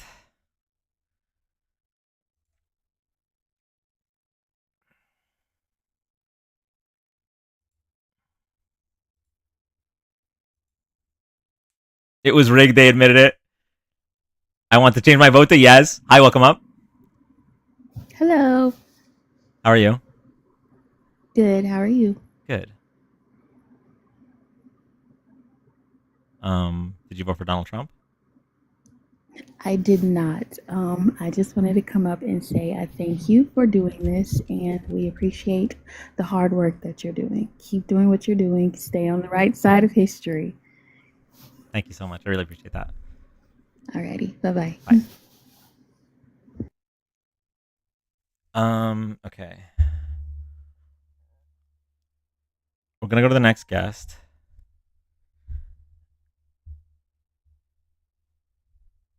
Why was that his go-to move? Who sees a microphone and does that?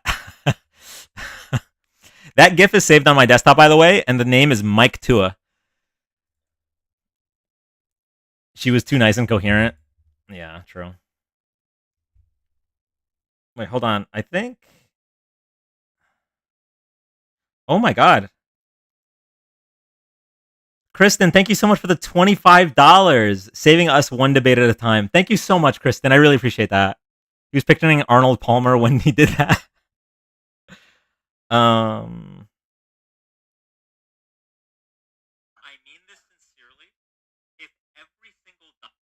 Hold on. Someone made a clip of me on TikTok. That USAID spent was actually being stolen.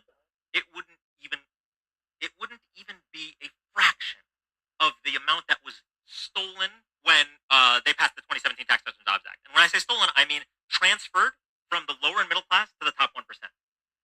Just the change in the estate tax tax code covers all of the USAID's funding for a decade, let alone all of the changes in terms of cutting taxes for the rich, cutting taxes for corporations. Like the idea is scope. Not to mention the fact that USAID gets audited frequently and doesn't seem to be failing these audits on fraud. If there was fraud, then Doge would be talking about it. But they're talking about like the actual things we're spending on and hoping, and I guess rightly so, that a lot of Americans would be like, why should we spend things on that? And also hoping that Americans don't know the difference between 1 million and 1 billion. I mean this sincerely. Who let this man cook? Nodding and agreeing with yourself is so real.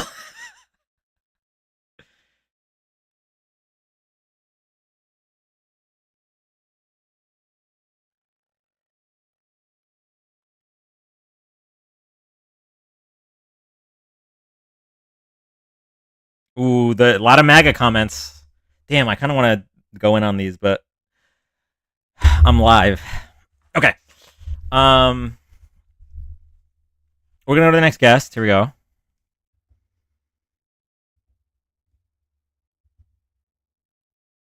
I do the same thing. Wow, nailed it. The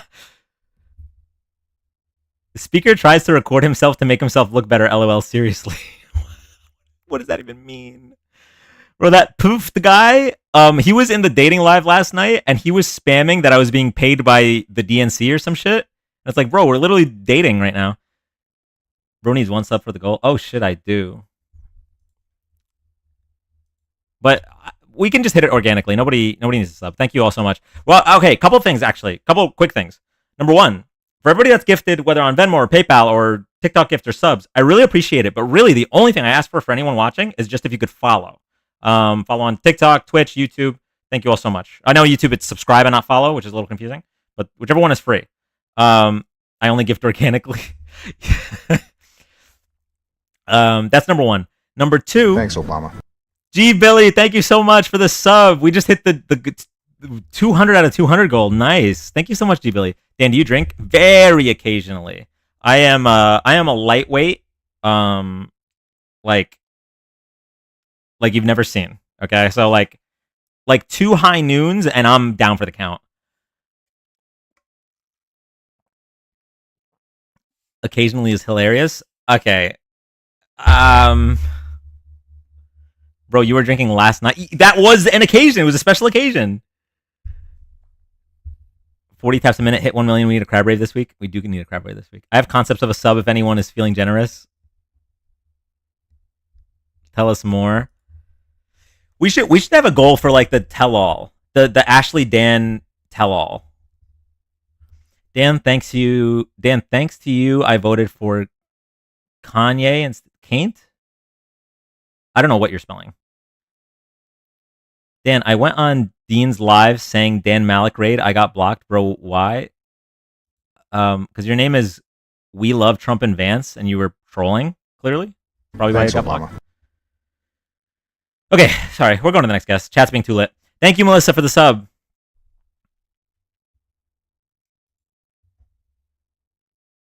Tell me what the goal is right now, Dan. Well, we hit the goal. I have to set a new goal. It's probably going to be 220. Let me set that real quick. What was the other thing I was going to say? Oh, okay. This is a reminder for the Trumpers and Eloners in chat. The difference between $1 million and $1 billion is roughly $1 billion. And I need you guys to understand that. I told you I'm a Democrat that's trying to learn MAGA, make America gullible again. Okay, well, that's great, but do me a favor and don't like spam Dan raid if it's not a Dan raid, because that's annoying. Special occasion drink equals waking up. All right, go to the next guest. Go on to the next guest. Here we go.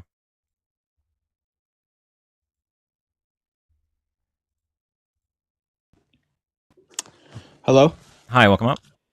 Hey, I am not Republican. I used to be prior to like this year, I would say. I just had a few questions about how you view like politics as a whole because I have a friend who's pretty left leaning who asked me what 5 things are most important to me like from a candidate, like what if I were to be president tomorrow, what 5 things would be at the top of my list to change or to really focus on? And I was just curious what your 5 would be. That's a good question. Okay, so I'm gonna do my best to answer this without having prepared for it. So if Yeah, I missed totally. one, chat, please don't kill me. All right, so some kind of universal health care, whether that be through single payer. Obviously, it would depend on how much political will we have, right? It depend on how many seats we have, but some kind of either single payer or Medicare for all, some kind of universal health care. That's number one. Number two, some some way to get dark money out of politics. So the codifying the protections that were in place with Citizens United before it was overturned. Making maybe if we could get to public funding of elections rather than private funding and corporate funding, that would be great. But even if we could just make it so that corporations don't have more rights to donate than Americans, like getting rid of the ability for super PACs, etc.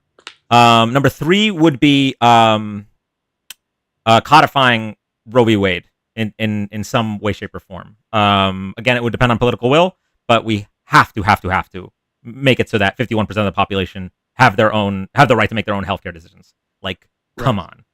That would be number three. Number four, I would shoot for the Brett Cross gun measures. So universal background checks for gun purchases, red flag laws, safe storage laws, and an assault weapons ban. So basically, gun legislation in general. That would be my number four. Number five. I know it's a hard question to kind of just be Oh, ambushed with, but yeah, it is a really hard question. Change the electoral college. That's not something the president can do. That would need a new. The electoral college would need a new constitutional amendment, and we're not getting that done. We're not getting that done. So a lot of okay, climate is a really good answer. Climate is a really good answer. People are saying education. While that's important, I don't know if it's in a top five like most urgent things. Proper taxation of the rich. So that's kind of where I was leaning. A more progressive tax code will slowly start to funnel into all this other stuff. But man, climate is super important. Like that's really pressing, and we kind of just forgot about it because we're like facing a decade of Donald Trump, right? Climate change was a big topic in the 2015 election, and we barely talk about it anymore. So number five's tough. I will go with climate change. I said Citizen United, Shui. So yeah, it was universal health care, Citizens United, gun control, women's rights, women's healthcare rights, and climate. But man, number 6 is probably taxing the fuck out of the rich. So yeah, totally. Yeah. I mean, prior to this year, I was will admit to kind of being a billionaire bootlicker, but it was more so because I just like I grew up pretty angry. I have raging ADHD, and anybody telling me how to think would just make me not want to think that way. Yeah. So I don't know. I've completely flipped sides. I'm pretty leftist now, but yeah, that was basically the question that kind of ignited my flipping. Really, was like, okay, what is most important to me? And then I thought about it. I was like, well, that doesn't necessarily apply to what I identified as, as Right. like a conservative or whatever. And I don't think I was ever actually a conservative. I think I just wanted to be right and just own the people that I didn't like, which inherently were like young liberal people who just made me angry. But I mean, I can admit that that's really where like the root of the hatred was kind of coming from. Yeah. But yeah, I mean, that was the question. I don't want to take any more of your time, but No, I you're totally appreciate it. good. Before you leave, actually, thank you so much Yeah. for whoever sent that, Kristen. Yeah, so I do think there's a lot of Americans that see politics like sports, and so like they kind of want to win, so the other side loses. Definitely. Yeah, and in terms of what you were talking about like you were a billionaire bootlicker, it's actually super common for like 16, 17-year-old guys to be libertarian slash right leaning, to think they'll be billionaires one day, and then you gain a little bit of perspective and grow out of it usually. Right. Yeah, definitely. So, but yeah, I really appreciate you coming up, and thank you so much. Of course. Yeah. Have a good one. You too. W guest.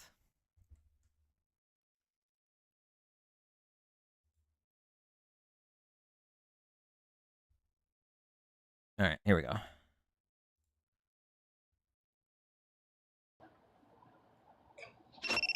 Oh, sorry. TikTok keeps thinking I'm not moving. Hi, welcome up. Hi, hello. So fun fact, this is actually like the first ever TikTok live I've ever joined. I've seen your video, I've seen your lives, I've always loved them, appreciate them. I like rarely used TikTok for the longest, so I mean, if it's any kind of special honor, this is the first one I ever tried to watch and join. So that's cool. I'm not like a lot of people that join. I'm not MAGA. I'm actually pretty far anti-MAGA.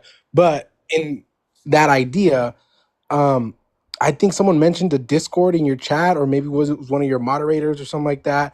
Um, but what I was really going to ask for is, I know you pull up like a lot of sources and information, and I absolutely appreciate that. I was wondering if you have any kind of like maybe master document or thing like that, so that when shitheads are going to argue with us out in the street or things like that, or people that we want to talk to, and they're like, well, where's your sources?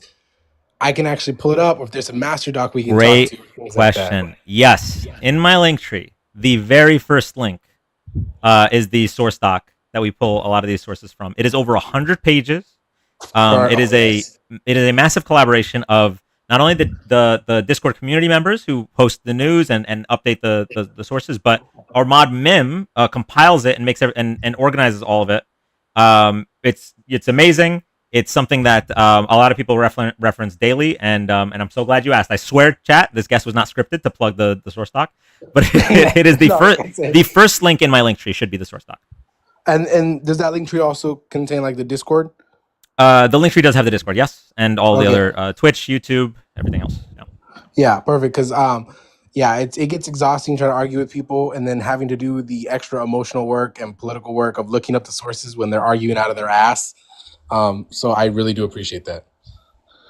Yeah, of course. And I just appreciate the community and Mim for keeping that up to date. It's I think it was at like 40 pages on the day of the election, and it's now at over 100 pages. So, damn. Yeah. All right, well, that's all I had. I appreciate it so much. Thank you. Thank you.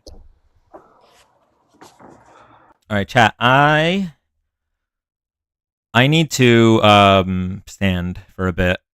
YouTube and Twitch, I'm sorry for copyright reasons. I'm gonna have to mute you guys.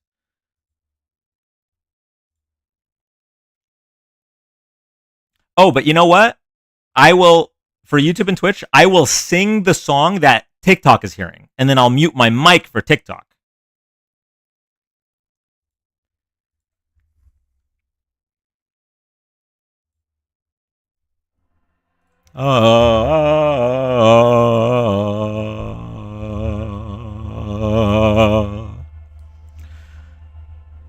Da da da da da da da da.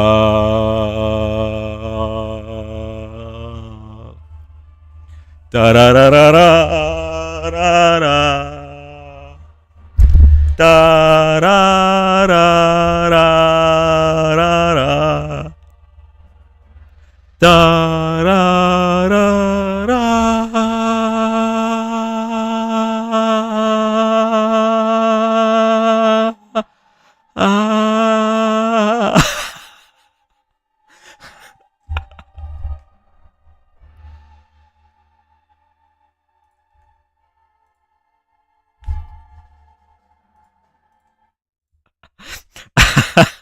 Wait, TikTok, do you guys want me to do that for you guys too?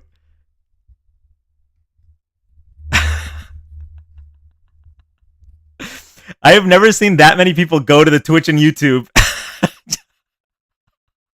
By the way, I almost fell out of my chair when I was standing up because I was using my I was trying to stay in front of the mic but also stand up, and I almost fell. Is there a reward or a punishment? It's both, maybe.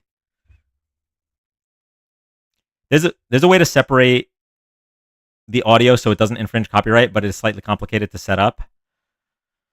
That's good to know, Camu. You falling is karma. Okay, we're gonna go to our next guest. I'm gonna fix my camera. It's always so much lighter. Oh, someone screen recorded it. It's almost so much lighter when I am standing. Give me 1 second.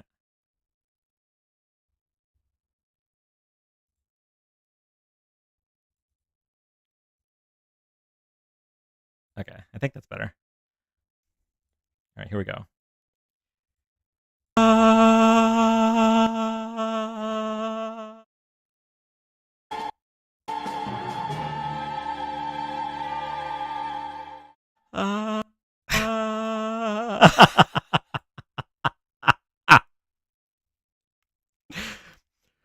All right, go on to the next guest.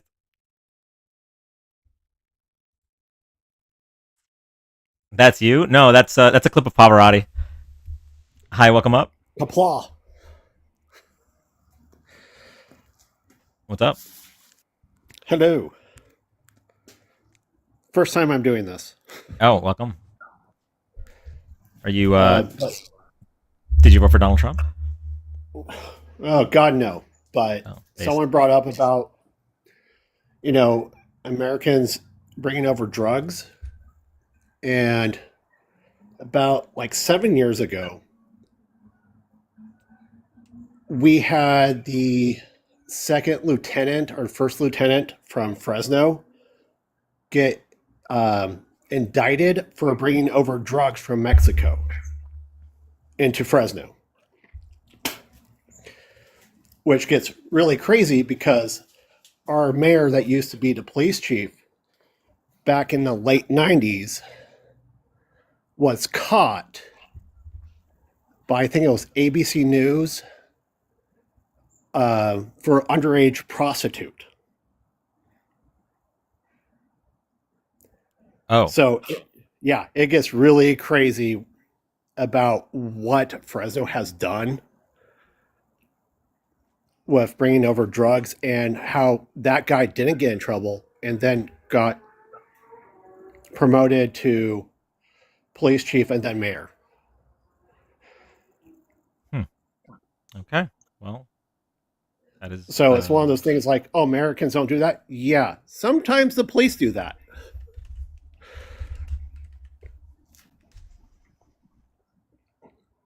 All right. Well, thank you so much for coming up. No problem. Thank you. My town's chief of Popo was arrested with an underage girl. That's not good. Yeah, the mayor of the town that my parents live in was arrested for like a drug fueled joyride.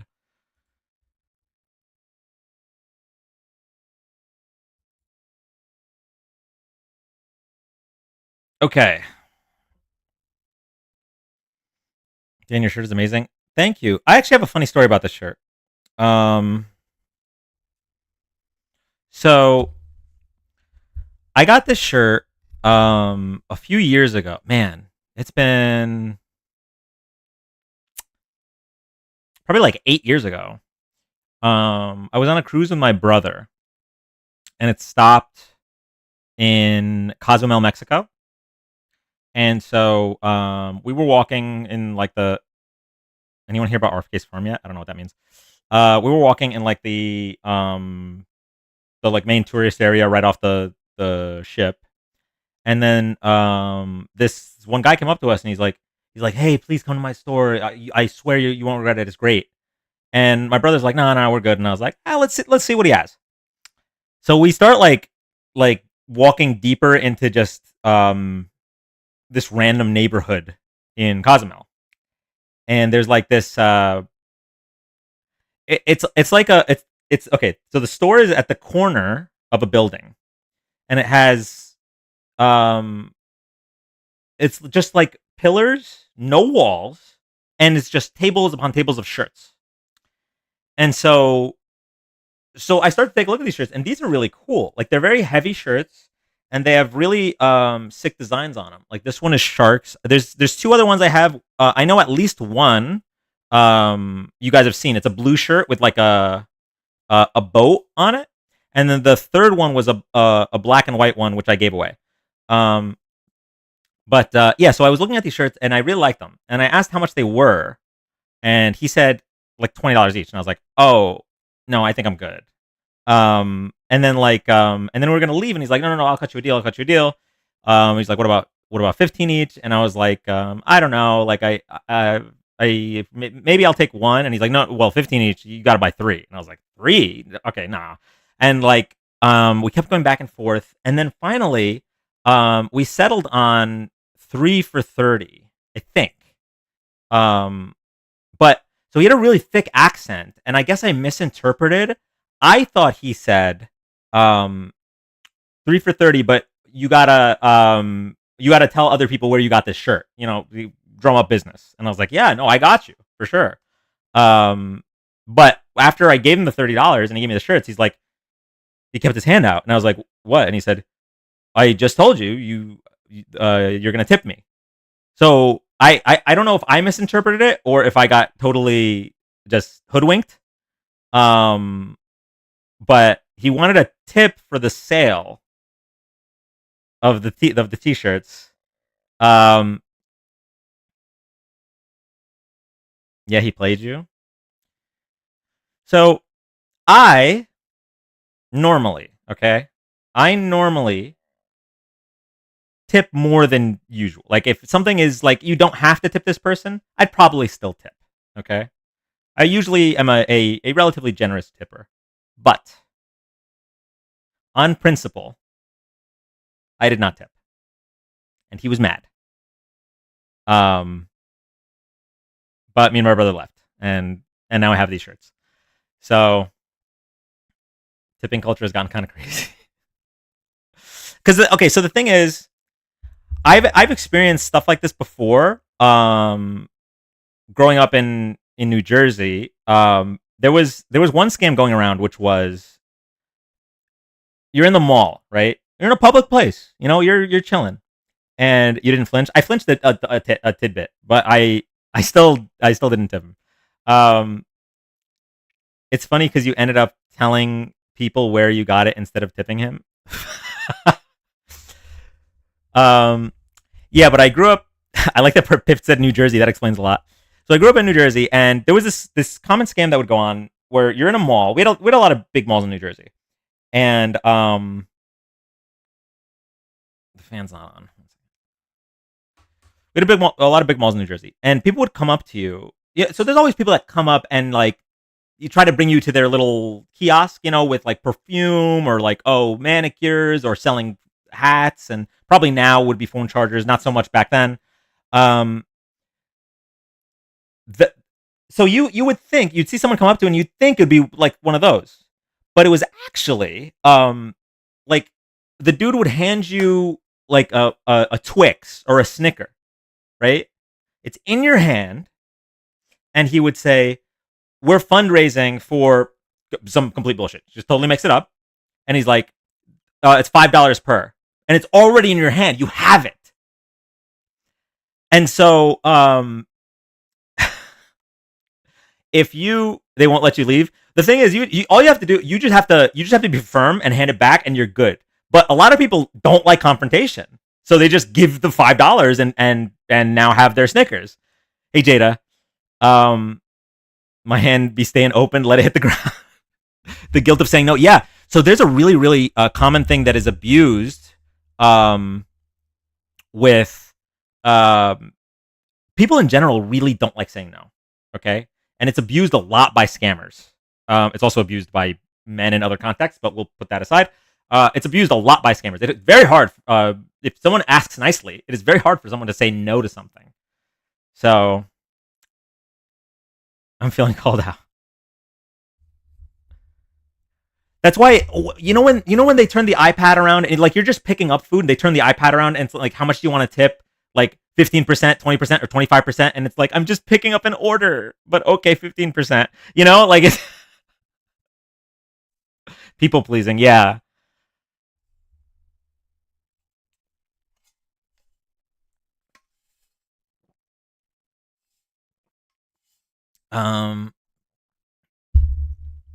And they stare you down. You know what? I'm gonna be honest with you.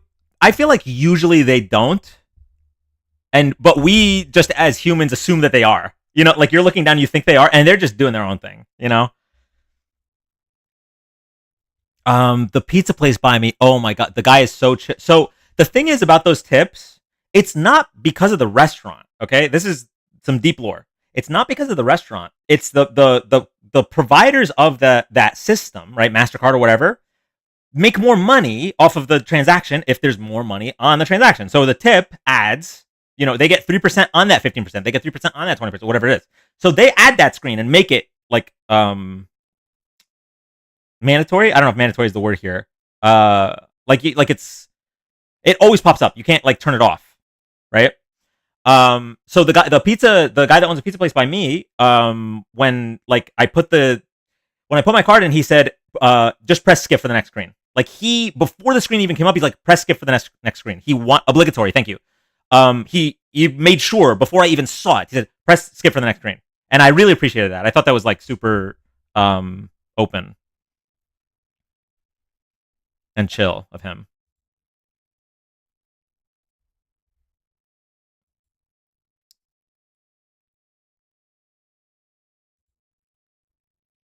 So what do you do? Give less?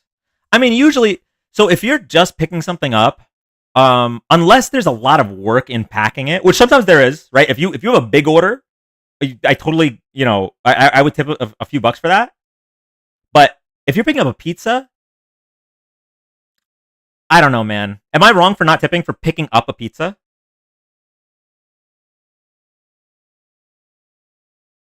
Have you ever had a server put an automatic tip on? Like for like a sit down restaurant, yeah. Usually, if you have like a big group, they'll put an automatic tip of 18%, and I actually don't mind that because I mean, you're gonna tip at least 18% anyway if you're not a scumbag, right? So if I stand to order no tip, that's an interesting way to put it.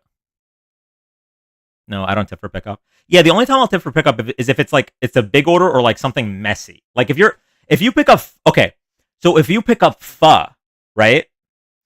I don't know if for those that have ever picked up pho or had it delivered, they separate the broth and then they separate the meat and then they separate the veg so that you can get the like full experience of putting it together because the meat is like a little bit undercooked so that it cooks with the broth a little bit. So pho, like PHO, it's a Vietnamese soup. So I would tip for that because that's a lot. They got 3 different kinds of packages,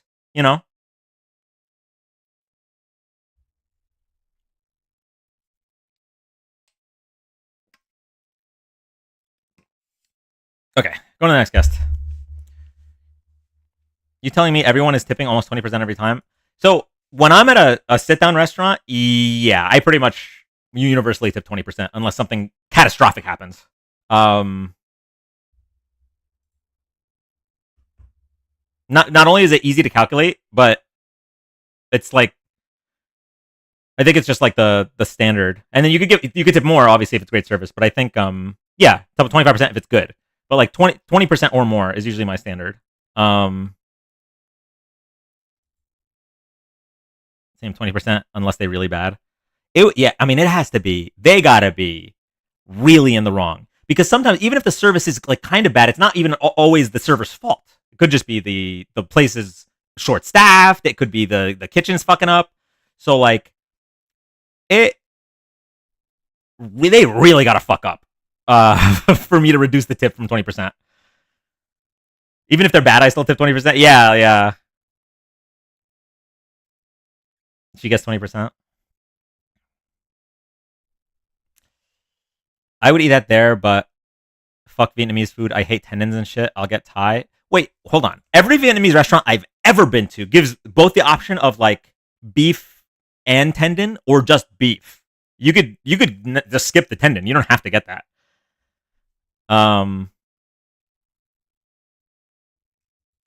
Americans tip way too much. Yeah. Oh, okay. Speaking of tipping culture. Okay, I know we're not doing debates and we're losing viewers, but I'm sorry. I'm on the topic. This is the best. I think this is the best argument against the people that didn't vote because they don't like the two-party system, right? Not voting because you don't like the system is the same as not tipping, right? The tipping system in the United States is bad. The tipping culture is bad. Employers should pay a living wage to waiters, but unfortunately, this is the system we have. So it's not on the servers. It's not on the servers, but you're punishing the servers. Same for not voting for Kamala, right? It's not on the marginalized groups that the system is bad, but you're willing to throw them under the bus for your idealistic for your ideals, I guess, or your idealistic view of how the system should be, right? We disagree with the two-party system. We disagree with tipping culture, but we still tip and we still vote.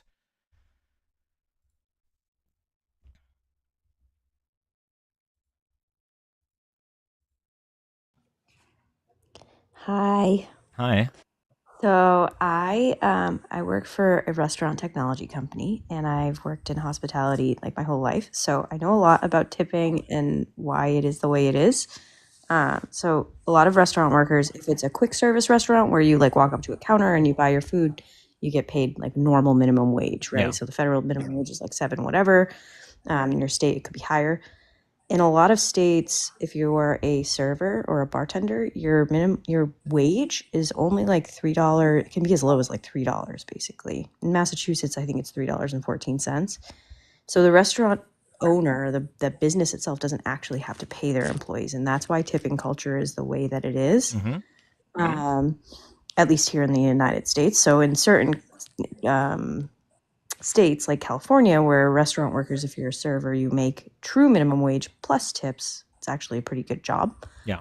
But like here in Massachusetts, not so great. And yeah, tipping culture is, I think, over the top at this point, and it needs to be changed. But a lot of restaurant workers actually don't want it to change. So ask your local bartender what their thoughts are. I would say it's your best bet in getting an opinion from someone who actually makes their money in that industry. So that's what I got to say. Thank you so much. Thanks. Bye. Bye.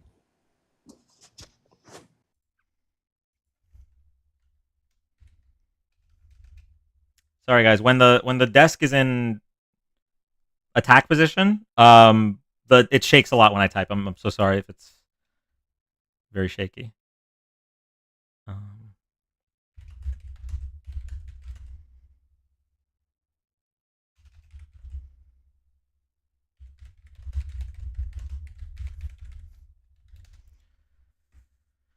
Okay, going to the next guest. Here we go.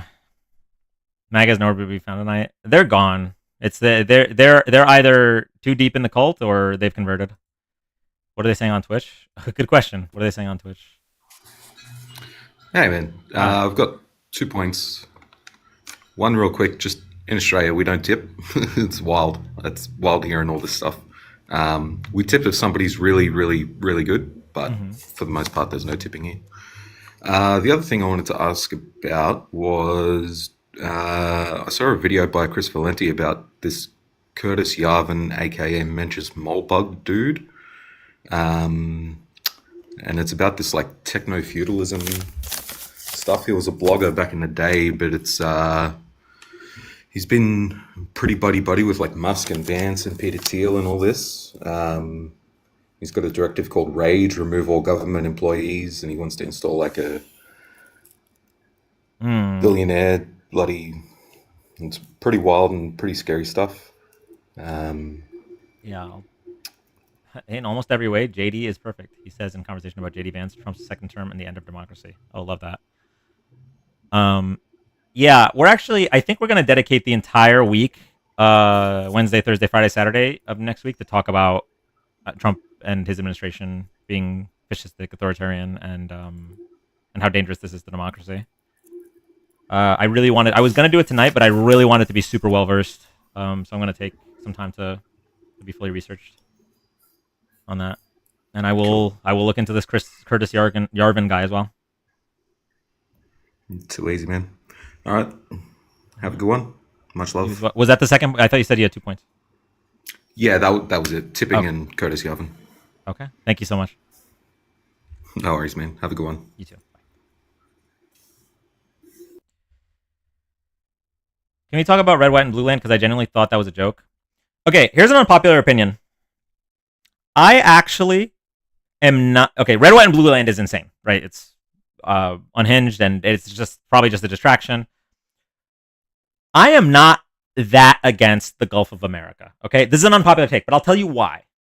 America refers to, like, the continent. If it was the Gulf of the United States, that'd be unhinged, right? The reason that I'm against it currently is because this is like a 4th year of your presidency thing, not a first week of your presidency thing. Does it though? Yeah, it's the Americas, right? I'm actually like, I think if someone was a good president and then in his last 2 weeks he's like, you know what, Gulf of America, I don't think I'd be that upset. I'm gonna be honest. The reason it's a problem is because he said he's gonna lower grocery prices, end the wars, and he's changing names of water. You know? Then it needs to be the Gulf of the Americas. That could be better. Dan, that's a hard no. It's the Gulf of Mexico, period. America wasn't named America back then. Gulf of the Americas would be appropriate. Yeah, okay. Listen, I said it was an unpopular opinion. I'm not lying. Feel like it's just disrespectful?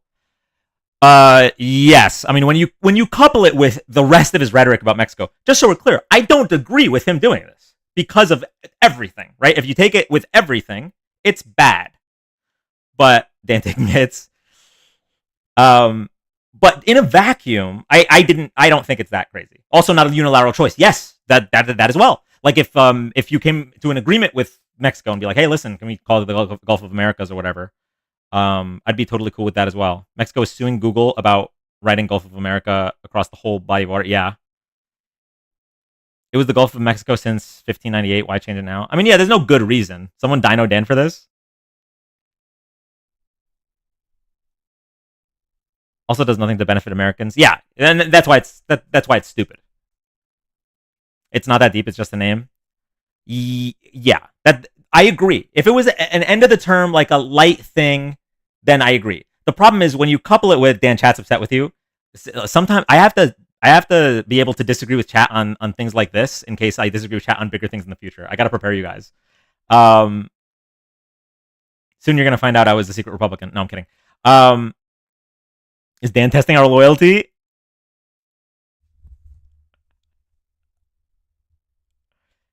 As a resident of Mexico, America, I think the Gulf of Mexico fits, LOL. It's a symbolic taking from Mexico. Yes, Rome, I 100% agree, and that's why I don't like it, right? I'm not saying that I like this move. I'm just saying if you take the move out of the rest of the context of Trump, then I don't think it's that bad. That's all I'm saying. That's all I'm saying. How many followers did I lose? Let's check.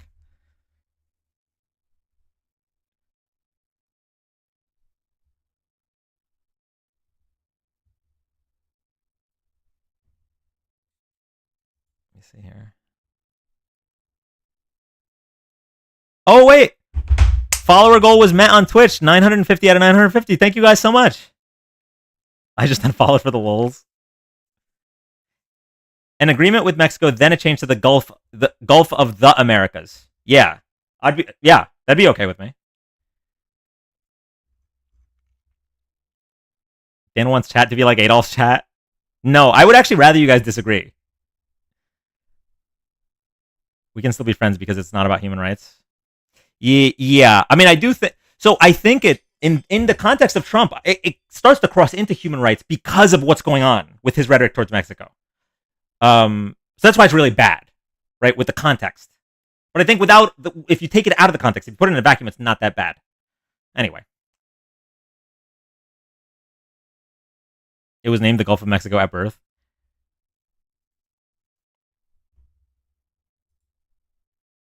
It is just unnecessary and provocative. Yep, I agree.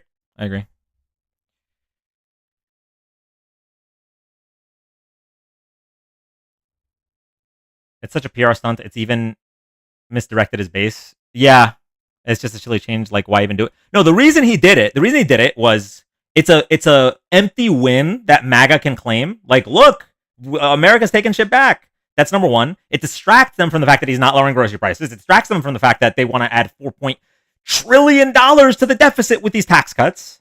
Right? It accomplishes a lot for the Trump administration, and that's why I'm against it. But I'm just saying, if you put it in a vacuum, it's probably okay. Red, white, and blue land is insane. Yes, I agree. That's obviously insane. First strike was saying roll tide. Now this is strike two. Part of the ultranationalism. Yes, I agree. Absolutely. It just gets people used to the takeover. Yeah. His supporters will never admit they were taken for a ride. Next, he will try to rename our planet. Trump land. I think it's testing boundaries for future diabolical stuff like becoming New America. Yeah, that's fair too. That's definitely fair. So when is he going after the Panama Canal? I don't know.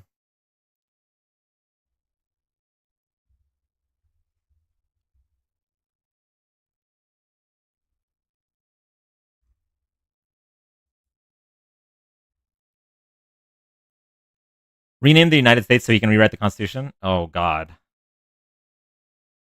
Did you know Trump wants to ban shredded cheese? He wants to make America great again.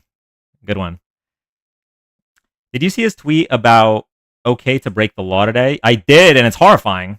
I'll pull it up. Since we have no guests, I'll pull it up. They can say Gulf of America, but not him/they. Yeah, for real. Trump will absolutely try to put himself on Mount Rushmore.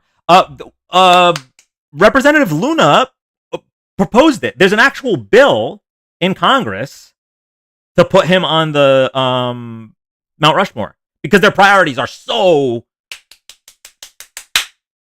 in line.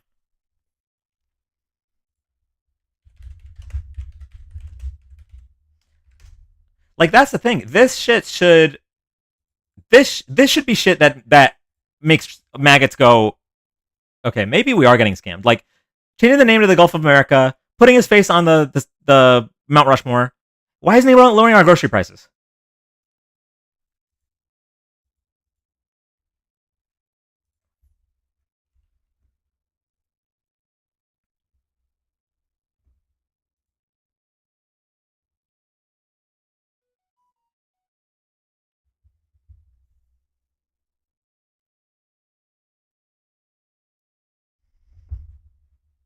Mount Rushmore isn't the Hokage monument. Trump is going to make Jan 6th a federal holiday. If Trump makes Jan 6th a federal holiday, I will throw up. Like, I will physically throw up.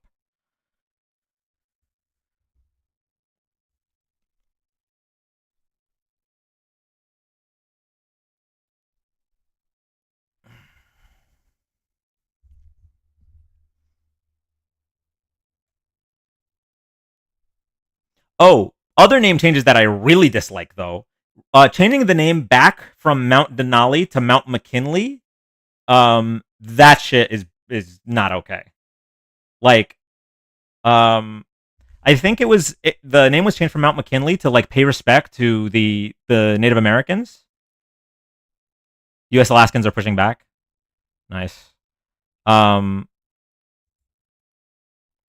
Fort Bragg, that's another one that's not okay. Yeah, most of the name changes I'm not okay with. Just so we're clear.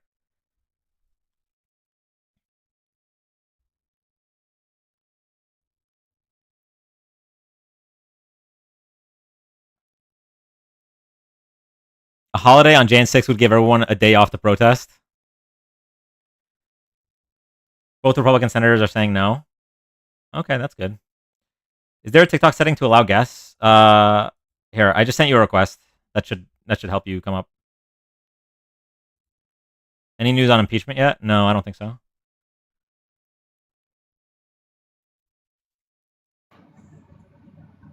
Hey, what's up? Hey, how are you doing, Dan? I'm doing all right. How are you? I'm doing fine. Thank you. Thank you. I really appreciate what you're doing, man. I guess I wanted to just get your thoughts, get your opinion on, I don't know, I guess the way that the left is viewed.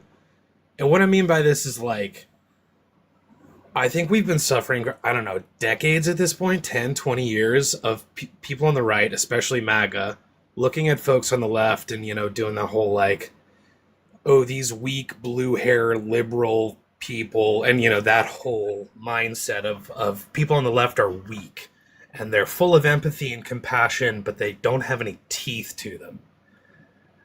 I guess I'd like to hear your thoughts if, is now the time we start showing some teeth? Yeah. Yeah, I mean, I've been saying it. I think we really need Democrats to start fighting fire with fire, and in terms of like the politicians. As for Democratic voters, the idea that empathy is a weak trait is pure cope. It is so much easier to not care. Like empathy is the trait of a strong person. So 100%. Yeah. But in terms of our politicians, yes, we need to be fighting back. We need people to be speaking in the same way Gavin Newsom speaks. We need people to be speaking the same way AOC speaks. Jasmine Crockett.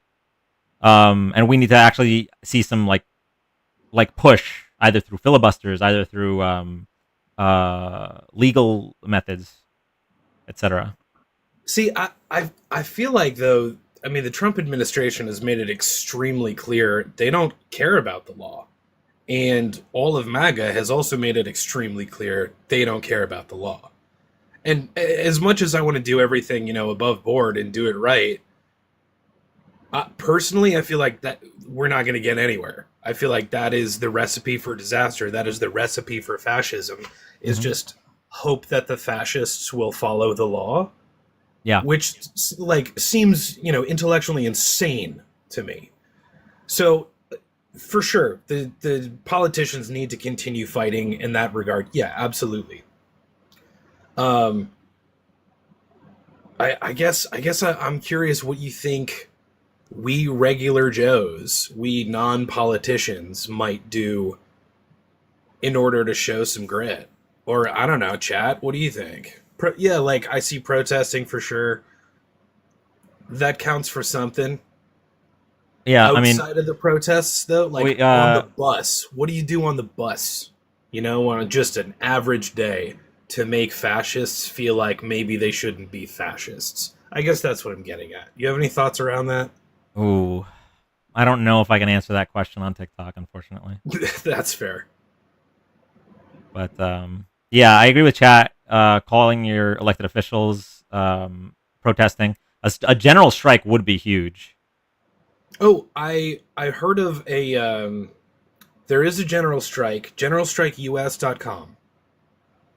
We should check that out. And then February 28th, there is an economic blackout.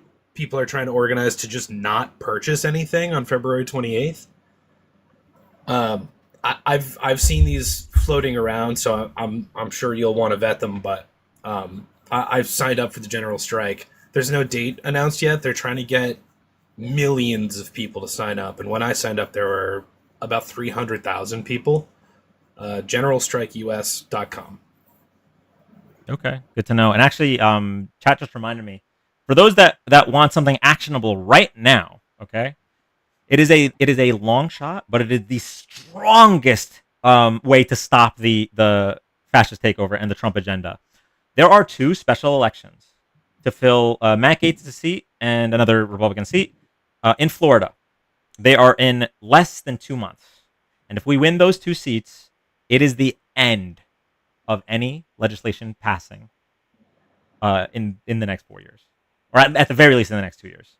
So if you'd like to participate, obviously, if you don't live in those districts, and most people don't, you can still phone bank, you can still donate, you can still if you live in Florida, you can still canvass. Did we so the New York one is after those two? The New York one is also less of a long shot. So these two is what we really need to focus on right now. Nationalgroundgame.com. Yes. Can you do anything from Australia? Yeah, probably. I don't know how effective phone banking would be with an Australian accent. No offense, but you could probably donate. And Z Runs Campaigns is here. Follow Z Runs Campaigns. Here, did you have anything? I want to pin her comment if possible, but I can't if there's a guest in the box. Did you have anything else, Maddie? No, I don't. I really appreciate what you're doing. Thanks, chat, for all the suggestions, and thank you, Dan. Thank you so much. Z, if you want to come up, also, hold on. Z Runs Campaigns. If you want to come up and articulate everything I just said, but like way better, you're totally welcome to. Oh, yes. Thank you. The biggest thing they're doing, and the most important, is making it less of a long shot. And the way we do that is by registering more voters, registering more anti-fascist voters, more empathetic blue voters.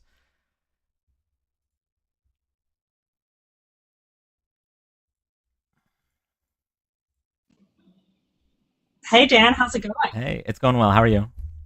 Good. I've been listening to you guys on my long drive in rural Nevada. So thanks for the entertainment. You're very welcome. But yeah, no, excited to tell you guys about the special election. And, as Dan was saying, yes, these districts are both very, very red, but this is not the time for us to just succumb to that. And there are a lot of different factors in these races, I think, that people don't know. And they are a long shot, but we do have the opportunity to register new voters in Florida. And that's really what National Ground Game is working on right now, is making sure we can get 10,000 people registered so that we can give ourselves the best chance that we possibly can to win this. So yeah, any and all support that we can get. I mean, the most helpful thing right now, though, guys, is that we really need canvassers. So volunteering is the most impactful thing that you can do. But obviously, if you can't volunteer, then sending a donation is really important, because the more donations that we get, the more people we can hire to get out and do this work. And if anybody's got questions, please feel free to ask them in the comments. Yes, Matt Gaetz used to represent the Republican. In district, he used to be the District 1 representative, but now, because Matt Gaetz was going for that position in Trump's cabinet, he is not running in that position. So it's a different Republican that's running now.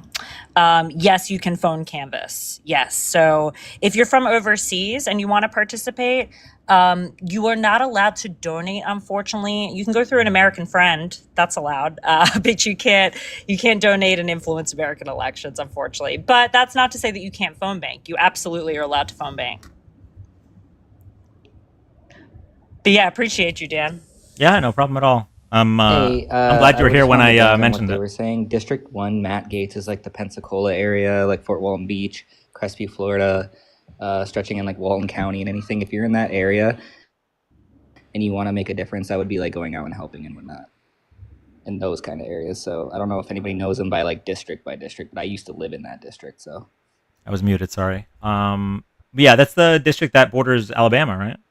Mm-hmm. Yeah, it's like right there by Alabama, the lower, it's like the Panhandle area, like all the way up, all the way to the left. Gotcha. Pensacola and all that. But yeah, I used to live there. It's heavily red. It's very, very lower Alabama energy. But if you're in that area and you want to get out, that would be in that area. Yeah. Yeah, it's a very rural district, District 1. So we need a lot of hands on deck out there. There is a little bit of hope, though. There used to be signs years ago when I lived there. They would be driving down the road and you'd see a big billboard that's Matt Gaetz wants your daughter, when that whole scandal was going on. So there's little glimmers of hope in that area, So that's awesome. Yeah. All right. I hope you have a good night.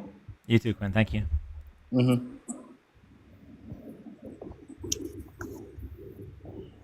All right, Z, thank you so much. I really appreciate you thanks coming for up. having me. Hey, yeah, Appreciate anytime. it. If you want, you can come up every night until those special elections. I will have no problem with You're the literal best. Thank you so much. Like, and for anybody again that wants like more information, you can follow me. You can follow Hear Me Out. You can follow Hawk is doing a lot of stuff on this. So follow everybody and make sure you go to National Ground Game. Thanks, Dan. Appreciate you. Thank you so much. Have a good night. Drive You safe. too.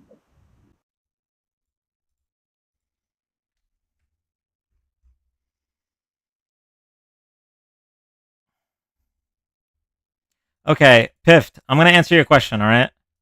How do congressmen net worth go up so much after being elected? That's a good question. Okay. In a lot of cases, it's through writing books. It's usually the case for senators rather than House members. In the case of people in the House, you'd have to look at each individual person. Sometimes there might be some insider trading going on. If you want to provide an example, we can go through each one individually, and I would love to see it. We can talk about it. But if you're just going to keep asking the same question over and over, I'm going to kill myself. In a video game. Okay. I've looked at all of them. Oh, I love that. So name one and we can go over it. Pelosi. Perfect. You're asking how Pelosi's net worth went up? Do you know what her husband's net worth was when she got into office? You know she was already very rich, right? But sure, we can talk about Pelosi.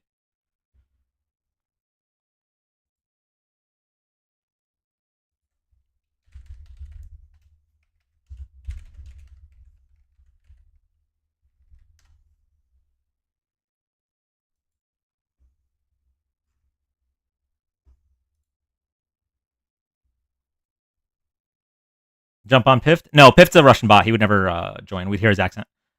He isn't interested in hearing about a Republican doing the same or worse. He's been going off in chat for a while, and not gonna lie. Yeah, I know. He's super annoying. Okay.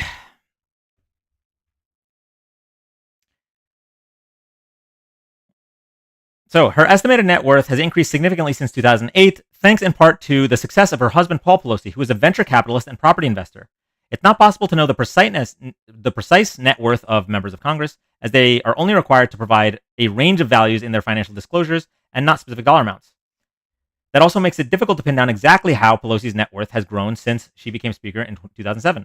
But she has been reported to be one of the wealthier members of Congress. So, like I said, it goes down to Paul Pelosi, and let's look at Paul Pelosi.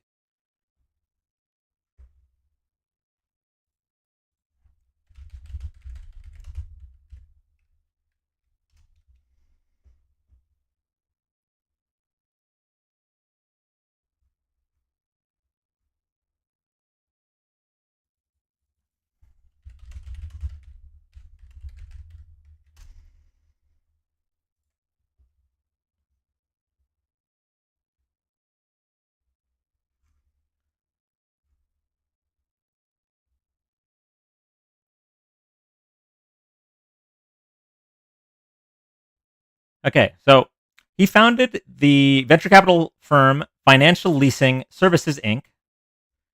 And now we can go through the financial history of that company.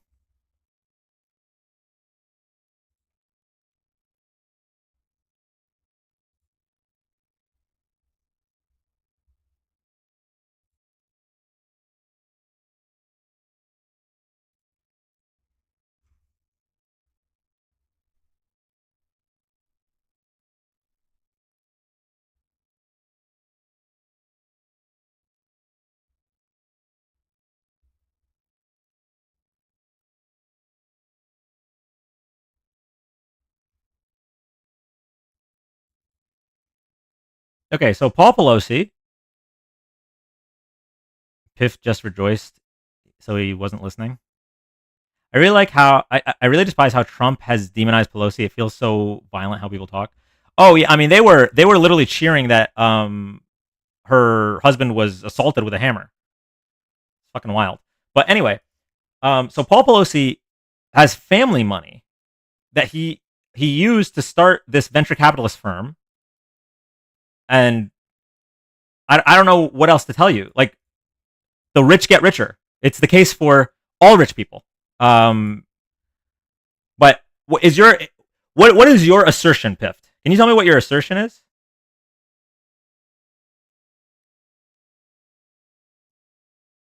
Is your assertion that Congress people are stealing money to become more wealthy? Because if that's the case, then I'd like to point to you to the Republicans members of Congress that you willfully gave so much power to.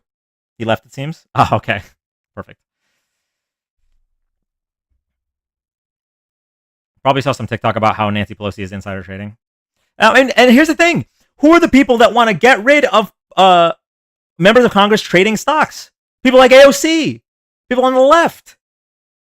If you have money and you invest it almost as if you become richer, it is exactly like that. Finally gets the attention he's been wanting and leaves. Georgia senator in 2020, Loeffler, traded Zoom stock right before the lockdowns. Yeah, okay, so there were three senators that actually got caught insider trading, and two of them were Republicans. One of them was Loeffler. I think one of them was Feinstein, and another one was Republican as well. Literally got caught, and he doesn't care. He just cares about Pelosi.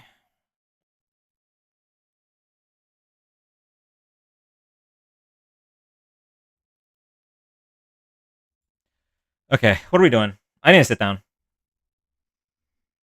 By the way, Joe Biden never once owned individual stock in 50 years in office. But yeah, because he was sleeping the whole time. Sleepy Joe.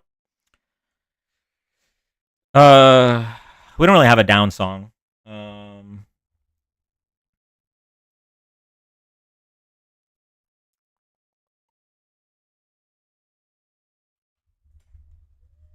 Wah, wah, wah, wah, wah.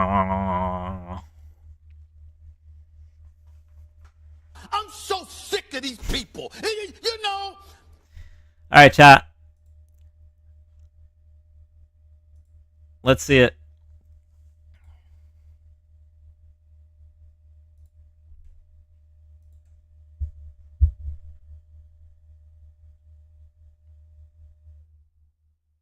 Ooh, this is close. Chat, remember, I said the Gulf of America wasn't that bad.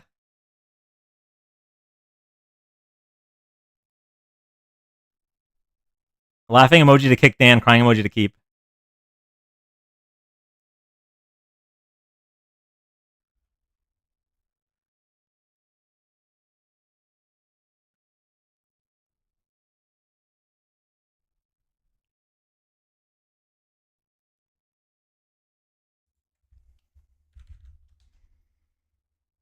Wow, you guys are so nice. I really thought I was going to get kicked. Kind of hoping to get kicked.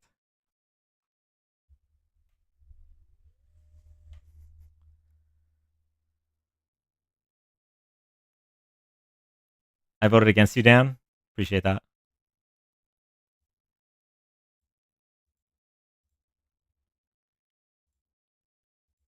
Keeping you as punishment. Oh, I gotta fix the camera.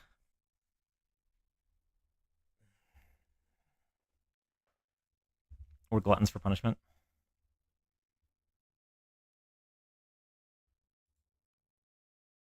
Voter fraud, they switched the ballots.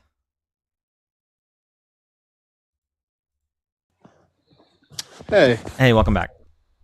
So yeah, I just have a question.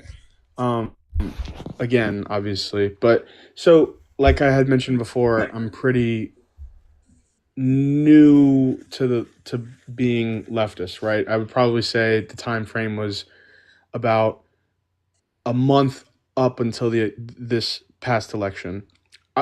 In that time, I hate even saying this out loud, but was pretty pro-Israel just because I didn't want people to tell me to be pro-Palestine. And I would like your opinion, or not necessarily your opinion, but I'm not really hip with the history.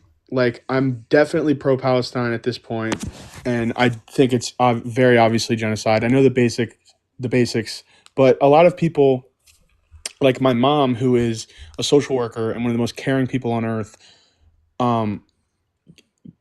is like, when I tell her like what's going on in Palestine, she's like, well, you got to look at the history because blah, blah, blah, blah, blah. And I'm like, I know that my mom, if she knew like the actual history, which I can't really say that I know, but I'm pretty sure that if she did know the entire history, um, that she wouldn't necessarily feel that way. And Thank I you, don't Nelly, know for the why dinosaur.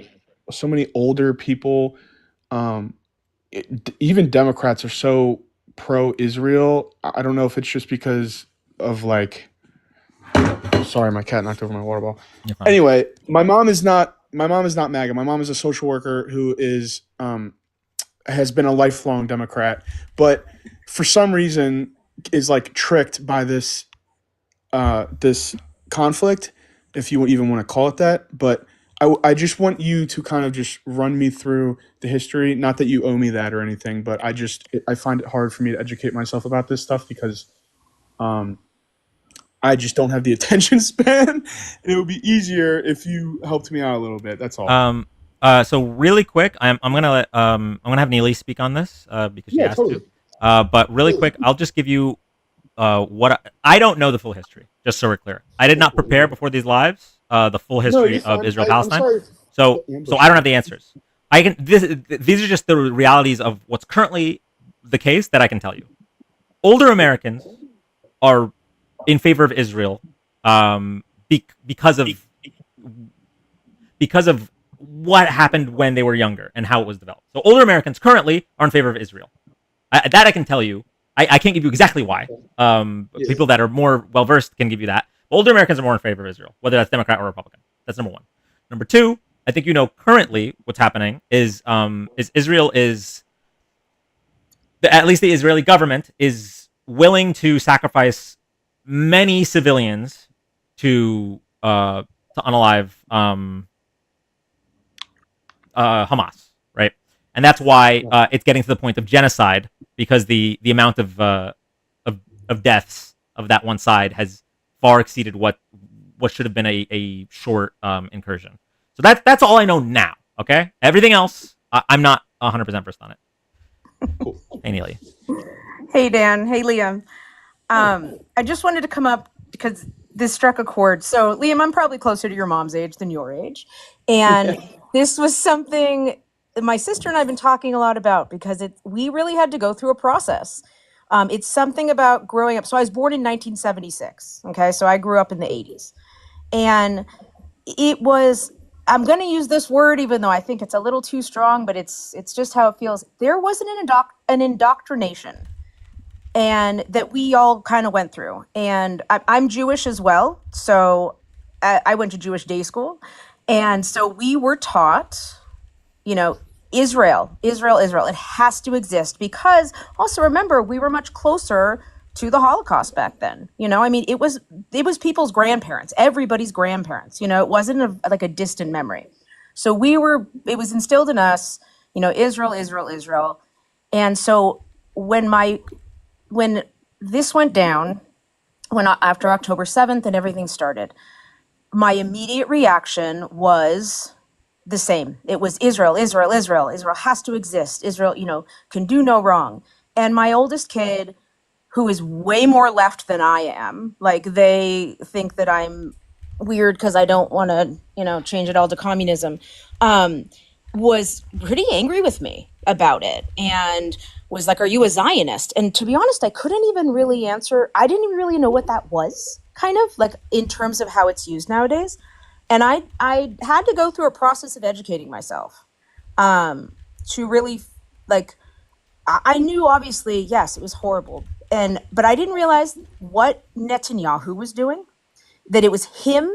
I have cousins who live in Israel, and luckily one of them, he's a law professor. He's amazing. And he's been sending us kind of email updates ever since October 7th about what it's like in Israel and about the protests that have been going on, trying to get Netanyahu out of office. Netanyahu's kind of like their Trump, that they know it's genocide as well. The Israeli people do. And so, I don't know, long story short, keep talking to your mom. My kid changed my mind and I encouraged me to read into it more and understand, because I feel like it's just the snap reaction for some reason people our age just have because of how it was back then. Because it wasn't Netanyahu back then. I mean, it was a different sense. And there was Rabin, who was in office, who wanted a two-state Thanks, solution. Obama. Thanks, Obama. And was then assassinated by a super right-wing Israeli, you know? Thank you so much, Scoops Ahoy, for the gifted subs. Yeah, and I think didn't Arafat like blow up a potential yeah agreement between Israel and Palestine? Like Yeah, there's so a lot of history leading up to this that yeah, it got very close a few times where we really felt like it could, everybody could just be there peacefully. And so yeah, I mean, now obviously, I mean, there's no doubt. Of course I know it's a genocide. It's horrific. It is appalling and disgusting. But yeah, Liam, just keep talking to your mom about it and kind of, just point her in the right direction, and point out that, Netanyahu is not a good guy. I mean, he truly is not in this for the Israeli people. He is just in this. He is also power hungry. And he's very Trumpy. He just wants more. Right. So, but good on you for. I appreciate it. Yeah, my mom was born in '74, so I mean, it's pretty similar. Yeah. I just find it so weird. Like, I think that the right has done such a good job. Like, so I know I've said it 8 times, but like, I'm newer to the Democrat Party. I don't even know if I would say that. I'm just more leftist now than I was, right? But I think a lot of it was just I was so like I didn't want to be running. That's why a lot of younger men, like I have friends who are like I have a lot of conservative friends who aggravate the shit out of me because they just I feel like they don't have any empathy in their body. Like they're incapable of caring about anything. And it frustrates me so much. Even about like especially about issues like this. They're like anytime I try to talk about it, they're like, "Oh, I don't care. It doesn't affect me." And I don't want to just give up on them because they are my good friends. I love them to death. But I have such a hard time making people care about things because I know that I can't. But it's like my mom, who is a literal social worker and has dedicated her entire life to helping people. Like she worked with Operation Smile and traveled all through Africa giving dental care and facial reconstructive surgeries throughout her youth and did everything, for healthcare and has dedicated her life in that way. But like, when Trump said that he wanted to level Gaza and rebuild it, and that whole heinous debacle, when she was explaining, like my aunt was over, she was like, "Yeah, did you see what Trump said?" Because my mom hates Trump, right? And she's like, "Yeah, did you see what Trump said?" And then she was like, "And then he had the nerve to say it in front of the Israeli prime minister." I'm like, "Mom, he would probably like that. Netanyahu's a horrible person."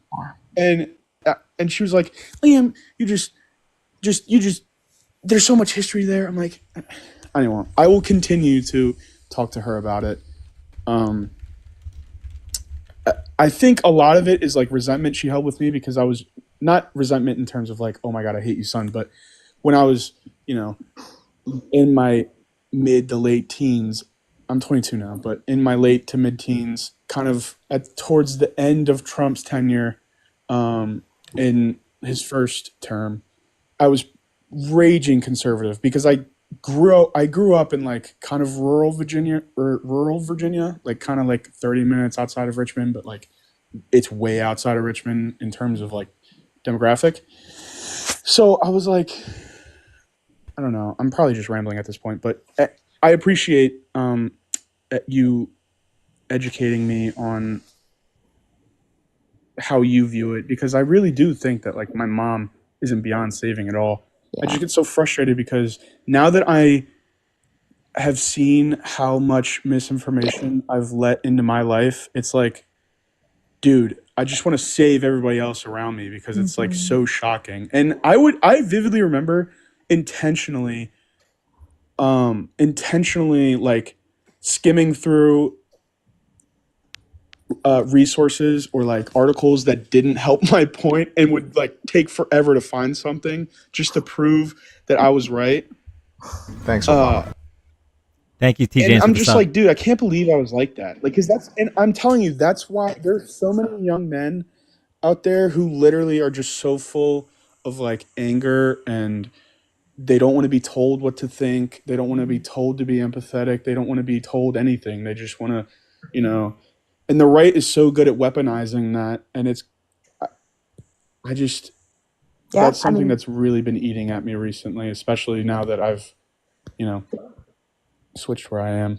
Yeah. I mean, look, we need more 22-year-old men like you. And somehow the right just hit the nail right on the head of how to get that 18 to 22-year-old demographic. I mean, you see how many MAGA are coming up, in your age range and just all they want to know is why Harris didn't go on Joe Rogan. It's like it's just this like obsession of like that's the pinnacle of it, and so I don't know, it's disheartening to see that age range right now, because it is a little disappointing. I'm like, what happened to this whole generation of kids, that they grew up into, like, to have no empathy. But Liam, you give me hope, man. I gotta say.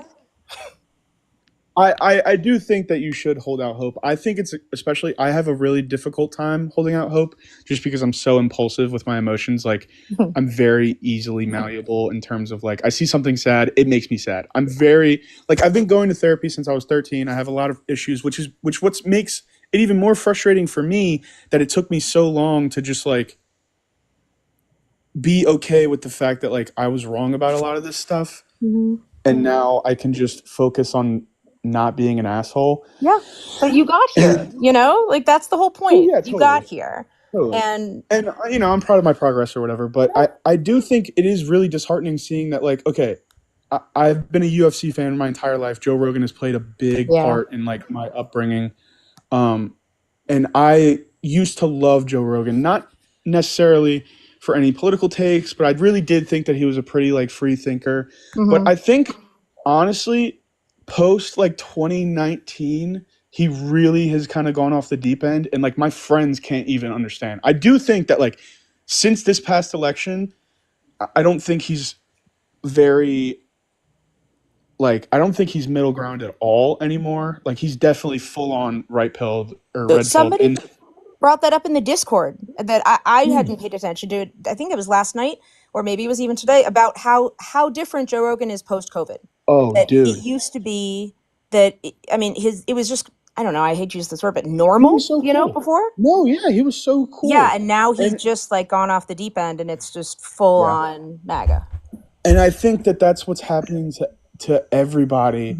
Any like, okay, I don't mean this in any disrespectful way, but any, like, masculine, not super in tune with their emotion, like 15 to, like, 20, whatever age range you want, men, who have some sort of baggage deep down, who love things like combat sports or sports in general, and, are very guys look up to people like Joe Rogan or, for a lack of better examples, like the Nelk boys. When you're like 17 years old and you think they're cool because you're not out of that phase yet, you're like, oh, those people are cool. And you're seeing those people those guys are right pilled now. So they're not even really aware how, like, right winged, they're only feeding themselves with, like, right winged media just because, like, Joe Rogan just has gone so far right in the last 5 years. It's like my friends can't even realize that, like, because he used to be something super cool, in my opinion. I don't know all the history about Joe Rogan, but I really did used to appreciate, like, how diverse his views were. Yeah. No, and that's not just you. I mean, like I said, like, he really was different. Dude, you want to blow your mind? Go look up, there's a video on YouTube. It's part of a series. Go watch How to Radicalize a Normie. It's 6 years old. It's from Trump's first term, and it's a terrible animation, but an amazing video about how this is happening and how just regular guys are being radicalized, like, into, these just, like, fervent, like, Trumpers for, no reason. So you should watch it, though. It was really good. I'm gonna play it. I think I've seen it in the suggestion. I'm gonna play it for Trump. Nice. Oh, never mind. It's 41 minutes. Oh yeah, that's a long one. Sorry, I forgot about that.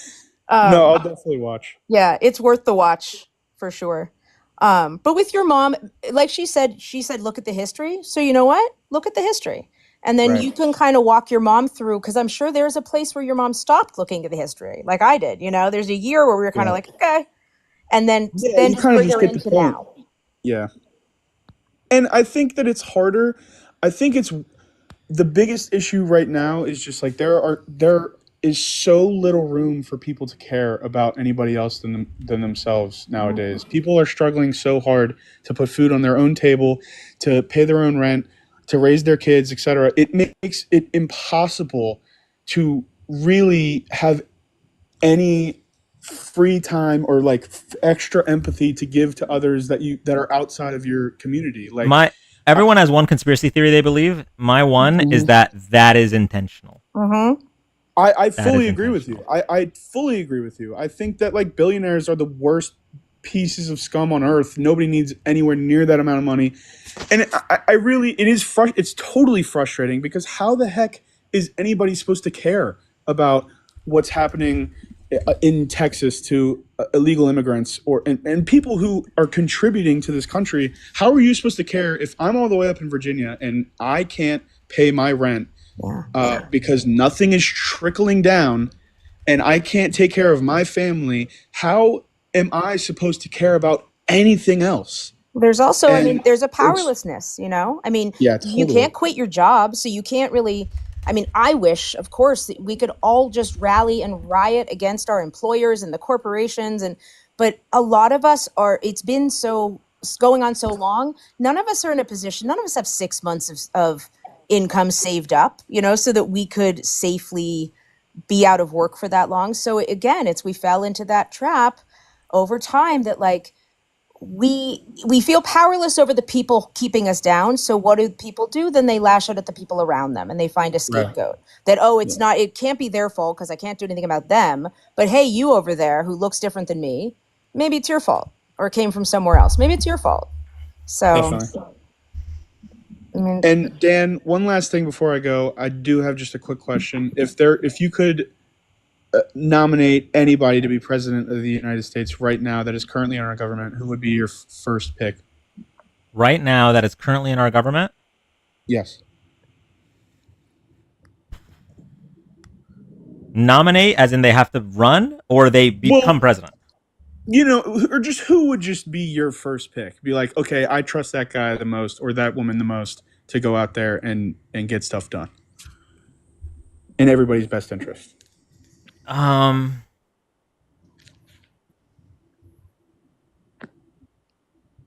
gonna say AOC. I know she's young, but she's sharp.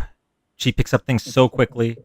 I would have said Bernie a few years ago, but I genuinely think AOC is the future of the Democratic Party. Actually, fuck it, is the future of the American left. I don't know if that involves the Democratic Party or not. We'll see.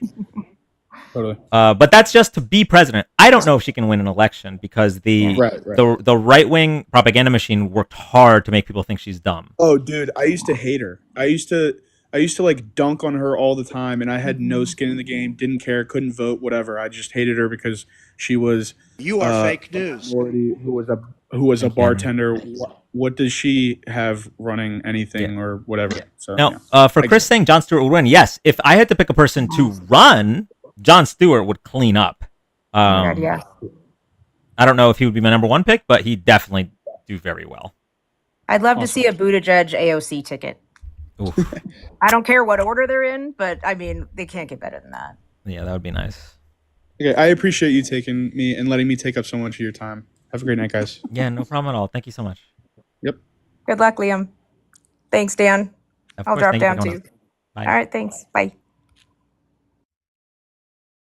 Jon Stewart, Stephen Colbert. Wait, but the Stephen Colbert has to play his Republican character from the Daily Show. How about Josh Shapiro? I think he'd do good at debates for sure. I don't know enough. So a lot of these governors, I don't know enough about how they differ in policy to know who I'd vote for. So like I'm excited to watch the primary, assuming we still have elections in a country. I'm excited to watch the primary because I feel like the Democratic primary for 2028 Again, assuming elections still happen, I think we're going to disagree. I think me and a lot of people in chat are going to disagree, but it should be hopefully not a super divisive disagreement. I know that the Obama Hillary was a super divisive primary. Bernie Hillary was also divisive. I think it was a little bit less than Obama Hillary, but I don't know. We'll see. Mark Cuban, the one good billionaire. Bush era Colbert Report was so damn good. It was. But yeah, I would love to see like a bunch of Democrats and decide who's going to be the best to go up against JD Vance or whoever they fucking decide. The bar is real low right now. No, listen. If I had to just pick president, I would take random person off the street. I'd high roll and hope that it comes up to like somebody better than Trump because the odds are it will. I think we need a new fresh face. Yeah, I agree. No, you'll get Maga.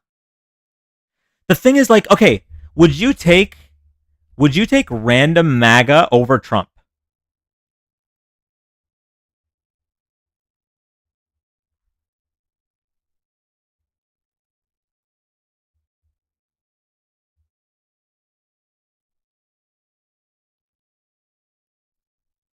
Yes, because they're stupid.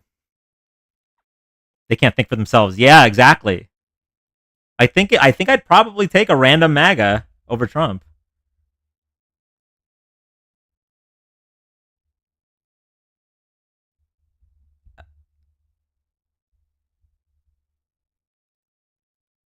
Why didn't Trump say he sees Vance being the guy in 2028?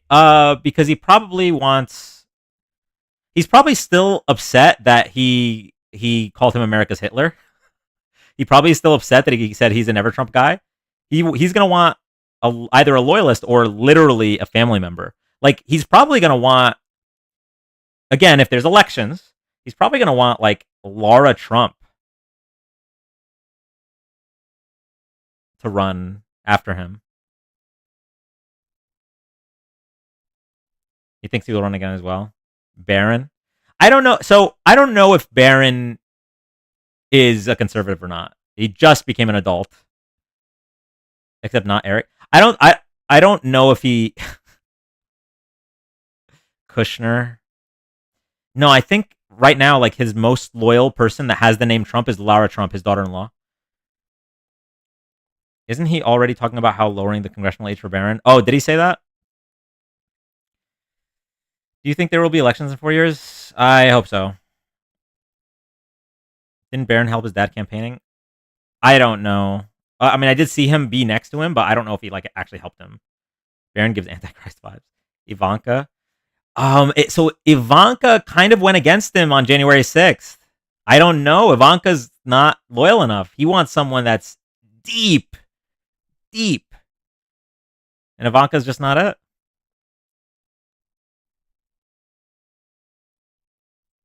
If Barrett can run, so can Harry. President Harry Sisson?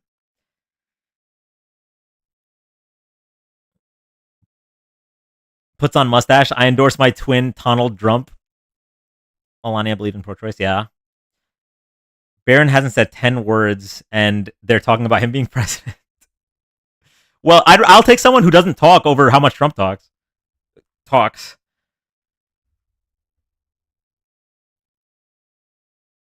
Ivanka still has something Trump wants. Oh, God, Lester. No, not like this.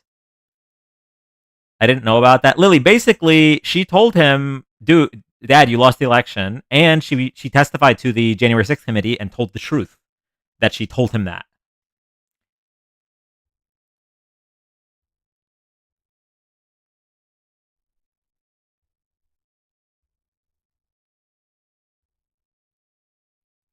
Jokes are great, but it'll be Elon Musk. Elon Musk can't run for president.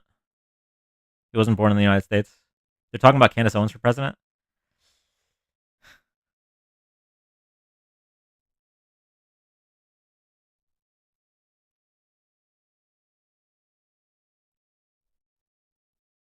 Candace Owens infuriates me so much, man. Okay. Chat. I am strongly considering going live on off days to play a video game. Okay, this upcoming week because I think I need something to de-stress. I've been very tightly wound.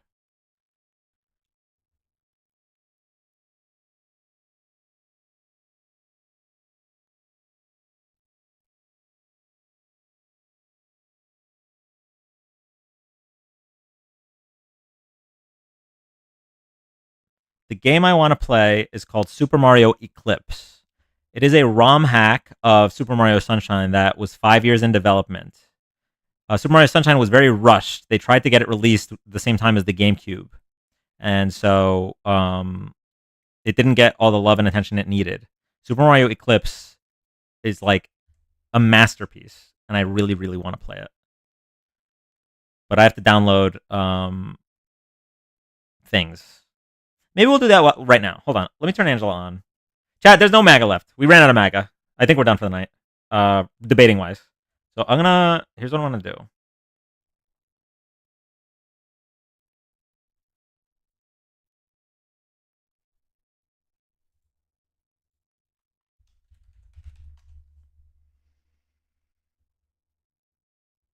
Dating round 2. I mean, if anyone wants to come up and date, I guess. Okay. I'm going to take this down right here. I'm going to take this down right here and right here. I'm going to thank the following people for the JJ's only, Ice Cold, and Omnom. Thank you so much for tapping the screen. What an amazing name. Dating while gaming night. That could be fun. Thank you so much for being the top 3 tappers. I'm going to reset that real quick. Those names together. What? For JJ's and Omnom? I went to see Dan play Madden or NCAA 25. No, I really don't like sports games. I'm going to be honest. Although, okay. I was at my cousin's house a long time ago, right? To give you an idea, like we were playing a Super Nintendo. We were little kids, okay? This is actually the only time I played Super Mario World until we played it on live, was at his house, because he had a Super Nintendo, I didn't. And he had this game called Nolan Ryan, I think, which is a baseball player. And something about this game was super interesting to me, which is that when you're pitching, you can control like the angle and the movement of the ball. So every time I pitched, I just threw it directly at the batter. And I knew that 4 of those is a home run, right? It's because each of those is a walk. But it was so funny every single time the way they keeled over after getting hit by the baseball. And my cousin, he kept saying, "All right, that was funny, but that's the last one. Like, come on, be serious." And I was like, okay, I got you. And then I would throw it again and hit him again with the baseball. And I'm like, okay, it was fun. That's the last time, though. And then I would do it again. Kid Dan was a chaos agent.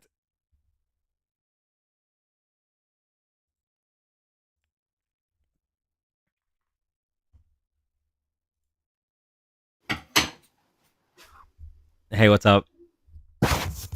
Hey, man, what's going on? You want to do dating round 2? Well, I don't think I'm interested, but thank you. Sure. Unfortunately, I am mostly heterosexual. Oh. Yeah, I'm sorry. Too bad, Dan. You sound lovely, though. Does anybody want an Australian citizenship? I'm single. Okay. That is a good pickup line. Right now, in the current environment, that is a good pickup line. Listen, you've got some options.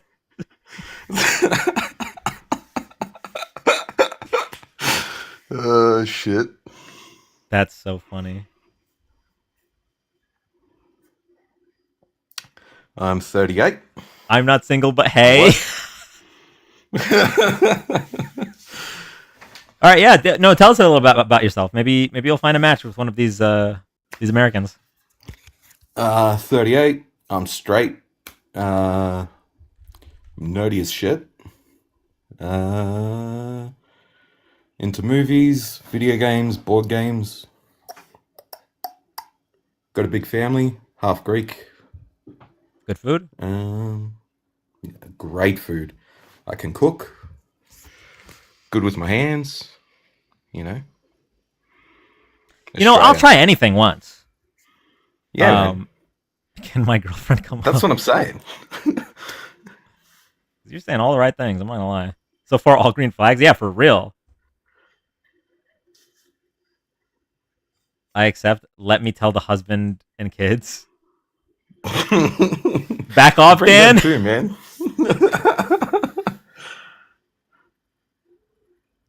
Gracie, let's save that question for after midnight. Yeah, you got to buy me dinner first. Okay, I'm trying to focus on typing up a caption, but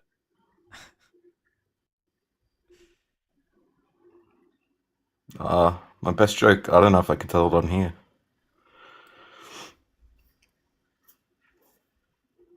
Can my mom come too? Give us that damn green Hell card. yeah. Ooh, that's a good question. What's your favorite video game? Probably The Witcher 3. I did just put like 200 hours into Baldur's Gate though.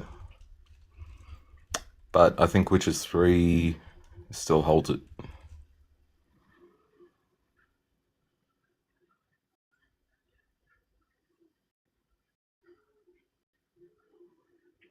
Yeah, Angela, if you want a place to stay, just hit me up. Okay, you know what? I'm gonna have Angela talk to you. Angela's At definitely. TikTok lol. At Kai Angela, best place to work with animals. What state are you in, Chris? I'm in New South Wales. So Sydney's you? the capital. I live just outside of Sydney. Just outside of Sydney, okay. How do you feel about older women? 6 to me. Beware of Tic Tac. Are the spiders really that big? Hello, when do I move in? Dan, Hold it's cut on. off. I've been to Sydney. Hold on, we have a request. Hey. Age, he's 30 something. What'd you say? 37? You're 37? No. Someone asked your age in chat. You said you were 37 or? Oh, I'm 38. 38. Hey, welcome up. Hi. Hi, Chris. How's it going? Good. How are you? My grandmother was Australian. She was a lovely lady. Yeah, right. She sounds pretty cool. Yeah. I'm Kai. I'm 29. I might actually be moving out to Melbourne. Oh, you said it right too. Yeah, I picked that up too. Yeah, you could never say it wrong. But yeah, it would be cool to have like friends out there at least. And yeah. Well, you definitely got one. Yeah, that's great. My DMs will be open again on the 22nd. I got in trouble for bullying Maga.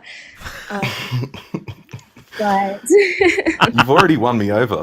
Wait, yeah, that's a green flag. If your DMs, if you can't DM for a week because you got in trouble for bullying Maga, that's a green flag.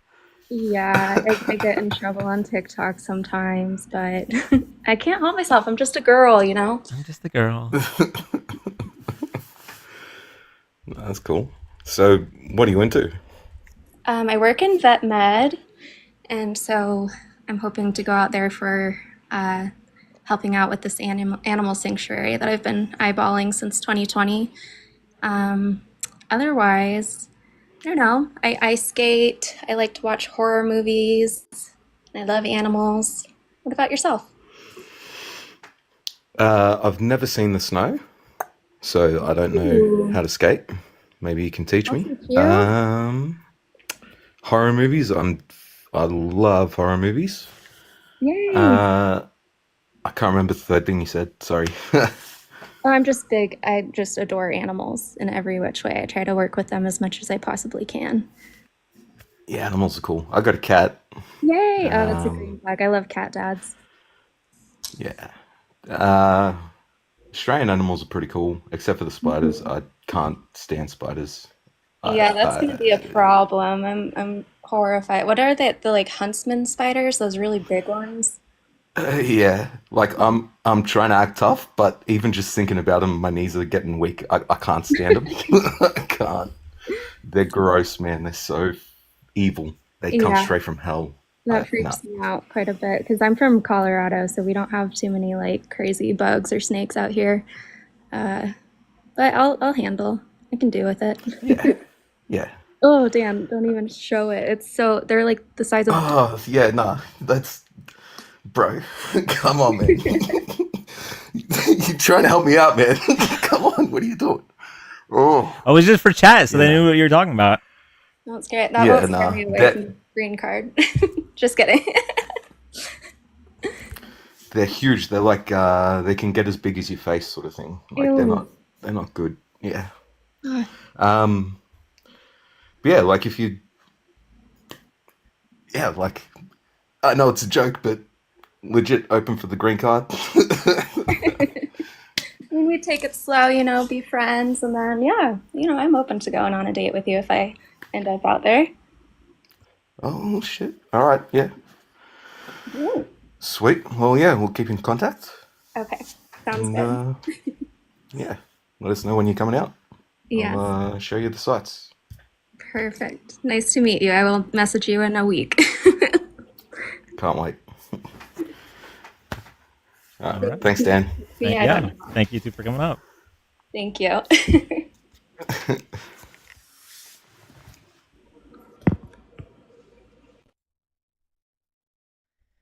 Okay. I think. See, a lot of people are saying like we're good at matchmaking or whatever. I just think our community is filled with Rizzlers, is what it is.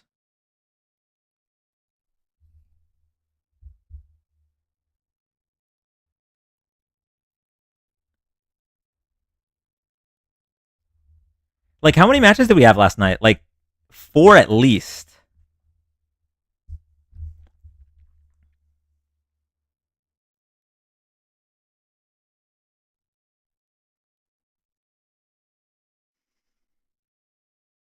Men have it so much easier getting a match in this audience. Yeah, I mean, listen, it's tough. Okay, I've said it before. I don't know how women date right now. Right? Like you have to wade through so many horrible people, and the best case scenario is you end up with a man. It's just, yeah, I don't know, but fortunately, the men in my community generally are pretty based. So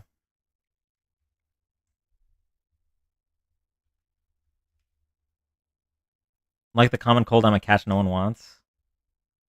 We'll find you someone. The win rate here is impressive.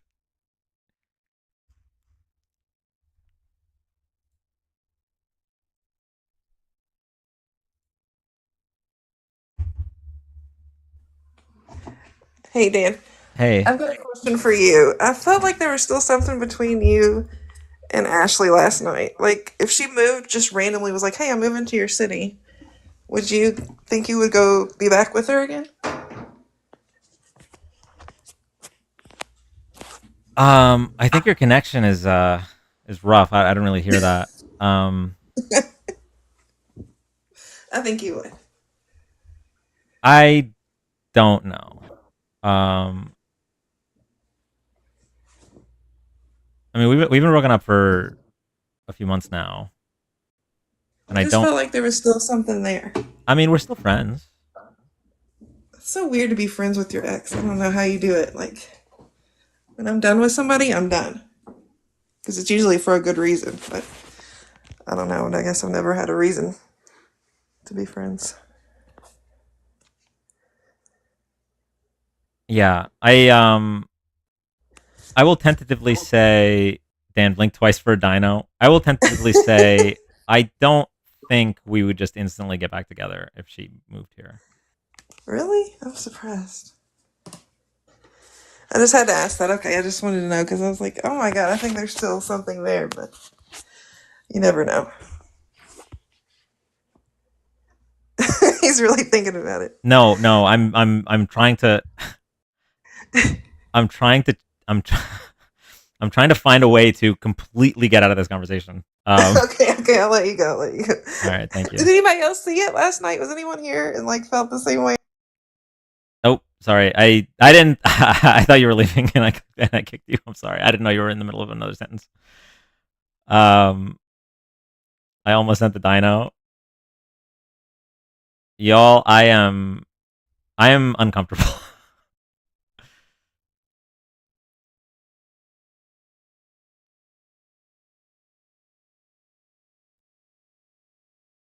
We are too? Okay. All right, cool.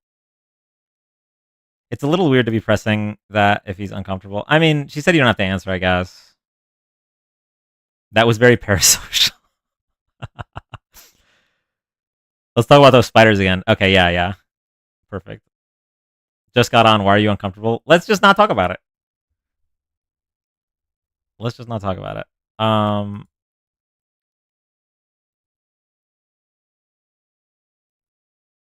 Spiders are cool.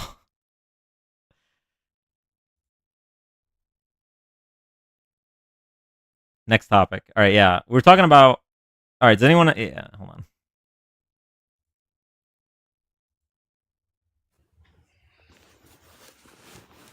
Hi, Dan. Hi. Uh, as much as I like hearing you, I really want to hear her come up and tell us how she got her DMs banned for bullying Maga. I really need to know. Yeah, I mean, if you want to come back, I totally want to hear that too.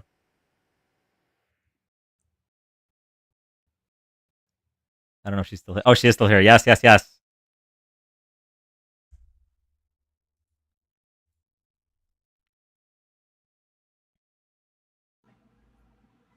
Hi again.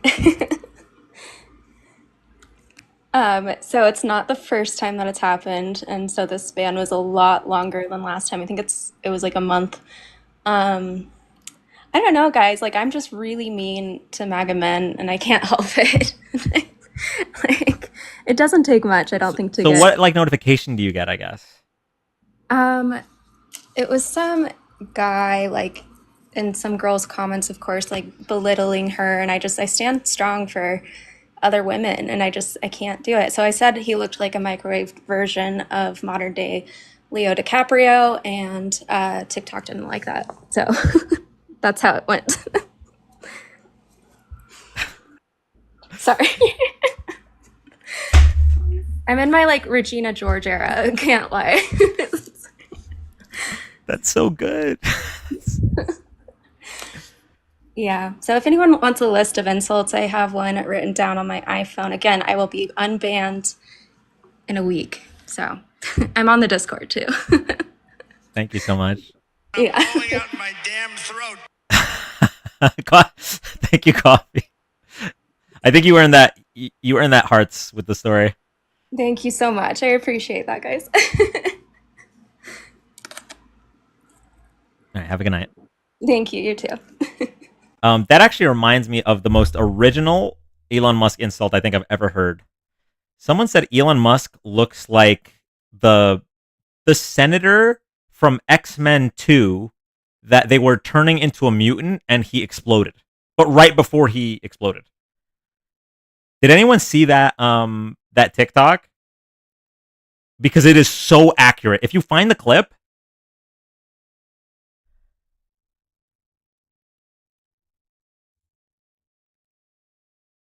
was it basement? Yes, it was basement yard. Yes, it was basement yard. Yes. Thank you. I saw that it's what inspired me. Okay, good.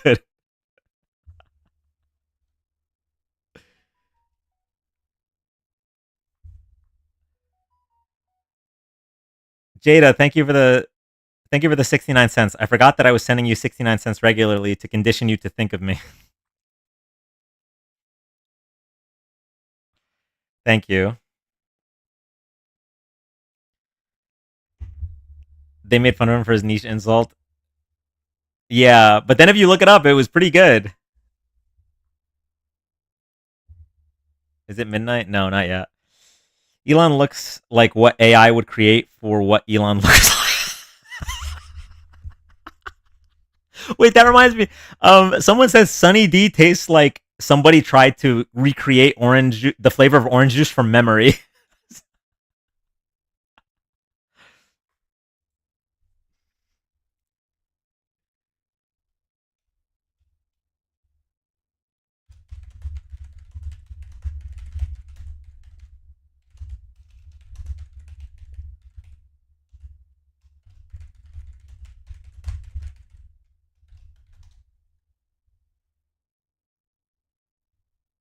Sunny D is better than OJ. Are you 8 years old? I mean, I thought that as a kid, but now it's so sweet. Workout. I should, but I really don't want to. I really should though. What I am gonna do, I'm gonna use this time to download the stuff I need for Super Mario Eclipse. That's why you should.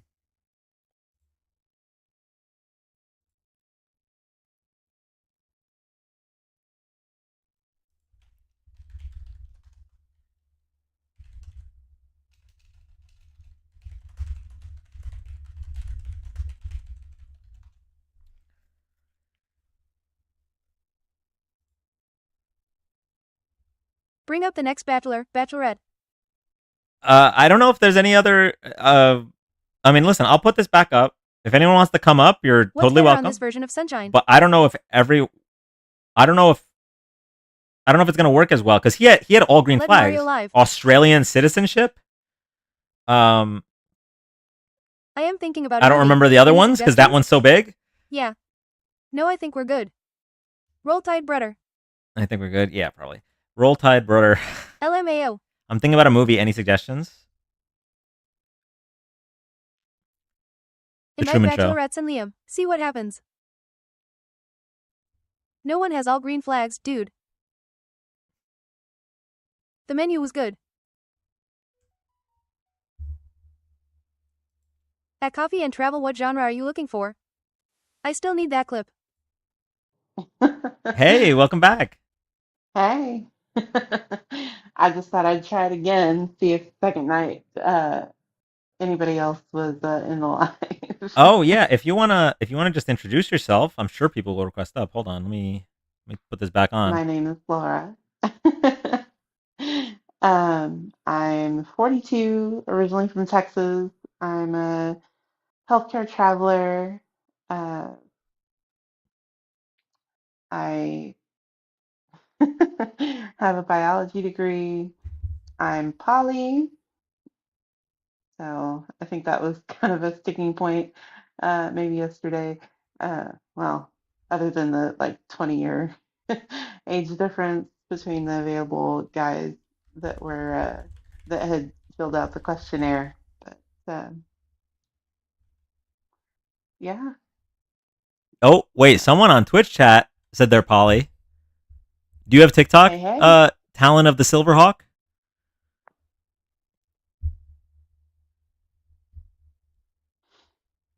No. I have Twitch. Oh, okay. All right. Well, if you wanna head over to Twitch, we might have found you a date. Well, I can't be on the live if I go over to Twitch. The cross-platform matchmaking now. Chat, we really made it.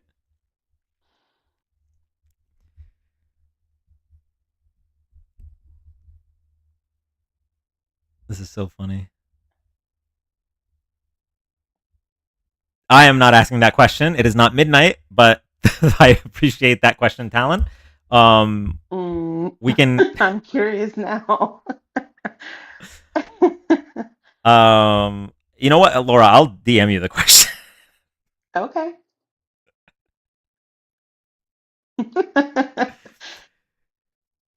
Dan can translate from Twitch. No, I can't translate that. It's not midnight yet.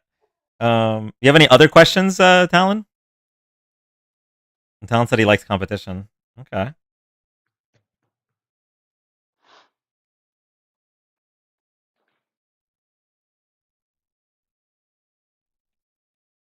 Had to come to Twitch to see. Wait, you guys are such chismosos and chismosas.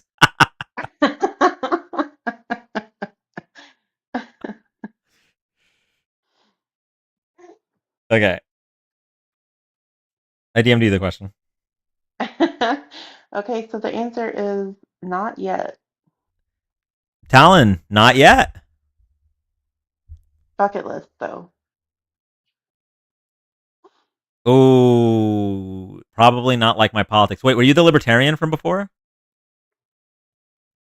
That's rough.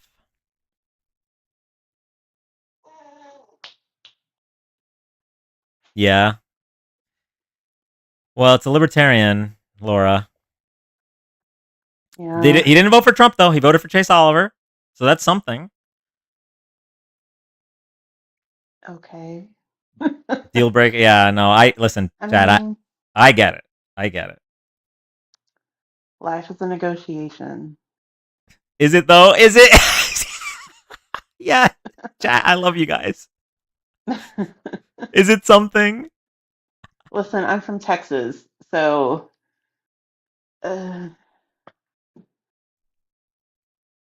libertarian is kind of better than some of the alternatives.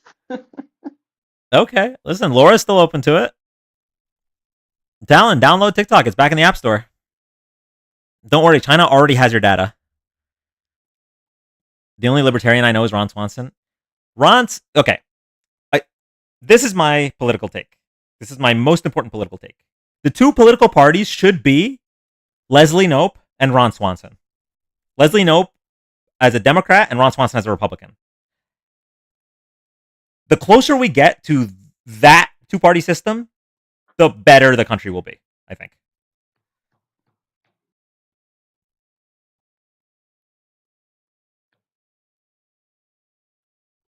No, Slary, no. Like, at the core, it's more government versus less government, but both of them care, you know? So I think libertarians live in a idyllic world, hoping that would work. yeah. Sorry, if you hear whining, it's my dog. Yeah, it would be nice to have reps who care. Yeah, it would, Ray. It really would. Damn, I want to see a female president, but how do I vote against Duke Silver? I mean, listen, that would be an election right there. Those would be some debates. I want to see those debates. I think that election turnout would be record breaking. I'd like to think so.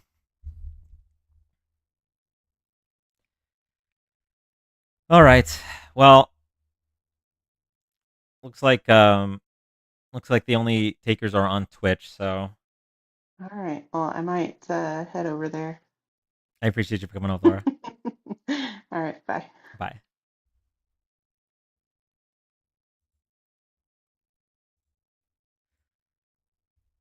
Leslie Knope versus Ron Swanson debate would be wild. Yeah.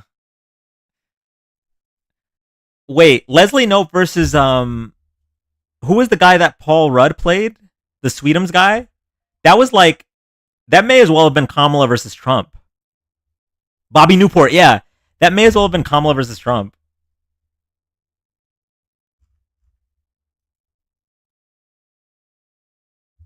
And what's wild is like half the audience was digging him not knowing anything.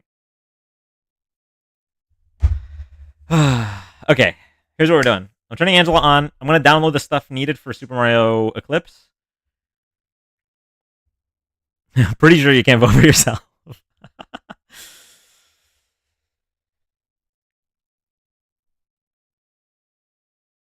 Wait, okay. You know what scene I really like from that show? Do you remember when Leslie and the crew were coming out on the ice rink with like the carpet, but the carpet was too short and the song kept replaying?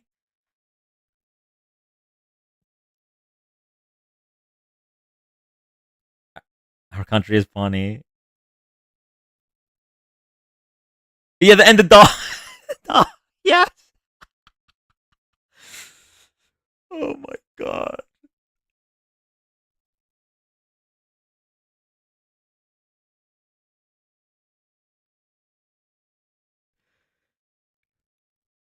Good. I would play that right now. Actually, Twitch and YouTube, I think I'm gonna end your guys' streams.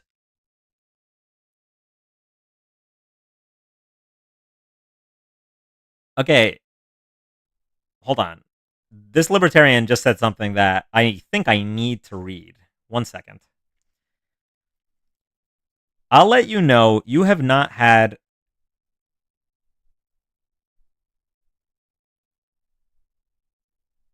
I'm gonna have to wait until midnight to read this, but I'm screenshotting it. Hold on. Talon, that is a very interesting take. I will keep that in mind.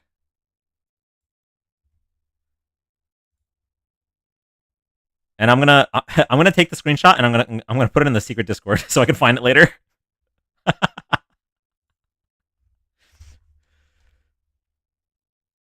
Just read it. Chat, it's like 7:30 on the West Coast.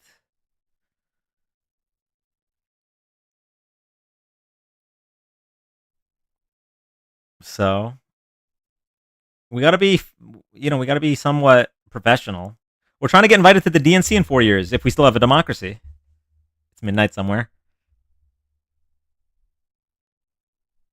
West Coast problem, they'll get over it.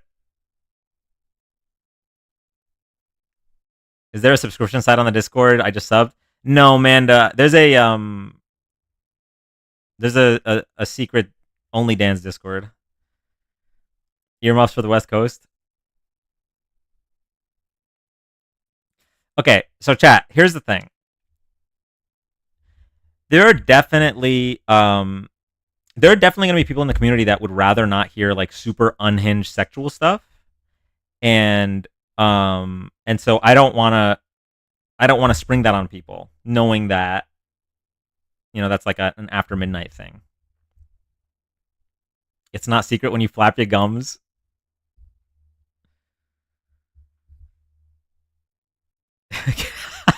KP said, "Keep these harlots in check, ma'am." Oh god.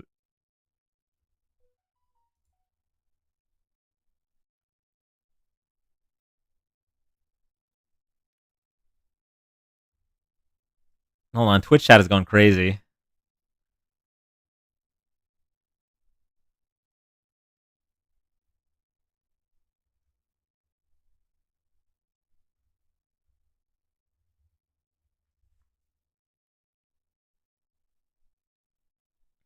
Okay, what are we doing? Maybe give them a warning. I guess we could do like a content warning or a trigger warning. But listen, I'm gonna be live. No, this is actually good because now you guys are stuck with me for an hour and a half. You want to hear it? You don't want to go to Twitch? You gotta wait.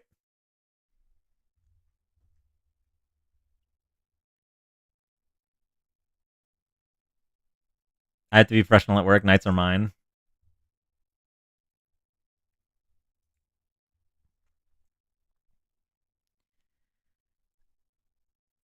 Okay, I'm turning Angela back on. For now, you're stuck with us, Dan.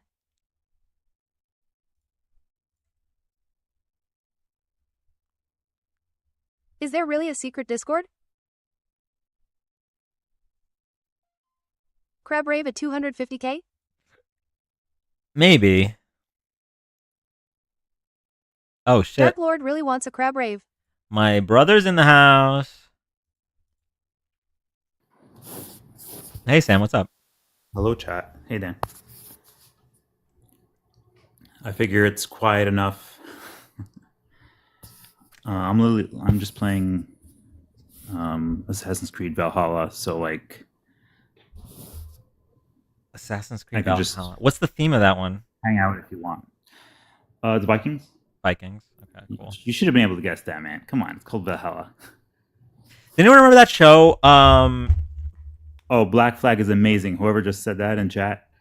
I tried to get Dan to play that years ago when it was relevant, and he didn't. And so now he might as well wait for the remake that's coming out. Okay, there was a show that was like, I think it was on Cartoon Network, maybe it was a sub show. It was like a part of Dexter's Lab, and Sam's the gamer, way cooler than Dan. Yeah, no, he is cooler than me.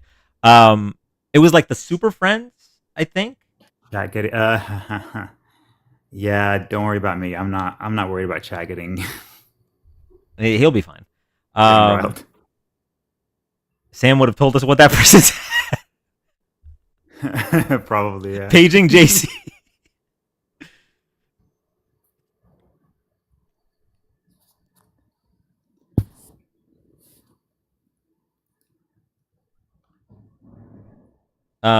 Yeah, so I'm thinking about playing Super Mario Eclipse on maybe like Monday and Tuesday.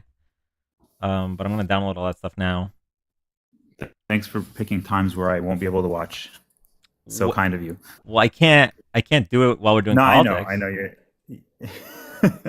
The Justice Friends, No, yes, fine. Josh, the Justice Friends. That's what I was trying to talk about. And there was the guy, the long blonde haired guy. I think his guitar was called Valhalla or something like that. And then, what is it? The Infraggable Kronk? The Infraggable Kronk, something like that. Yeah. Wait, and now that reminds me. Van Halen was the guy. Oh, his name was Van Halen. Yes. Okay. Yes. And then that reminds me. Do you guys remember in what was that show called? It was Not All That. Major Glory. Okay, not That Major just Glory. reminded Yeah. me. Okay, the show with June.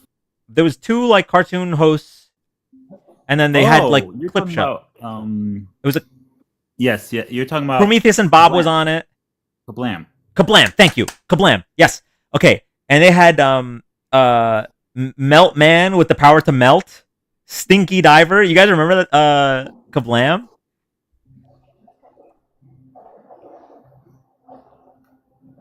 Okay. I'm going to end YouTube so I can play some clips. So YouTube doesn't get mad at me. And also, I don't think anyone's chatted in YouTube in like 35 minutes. So YouTube, I love you guys. Either move over to Twitch and TikTok or have a good night.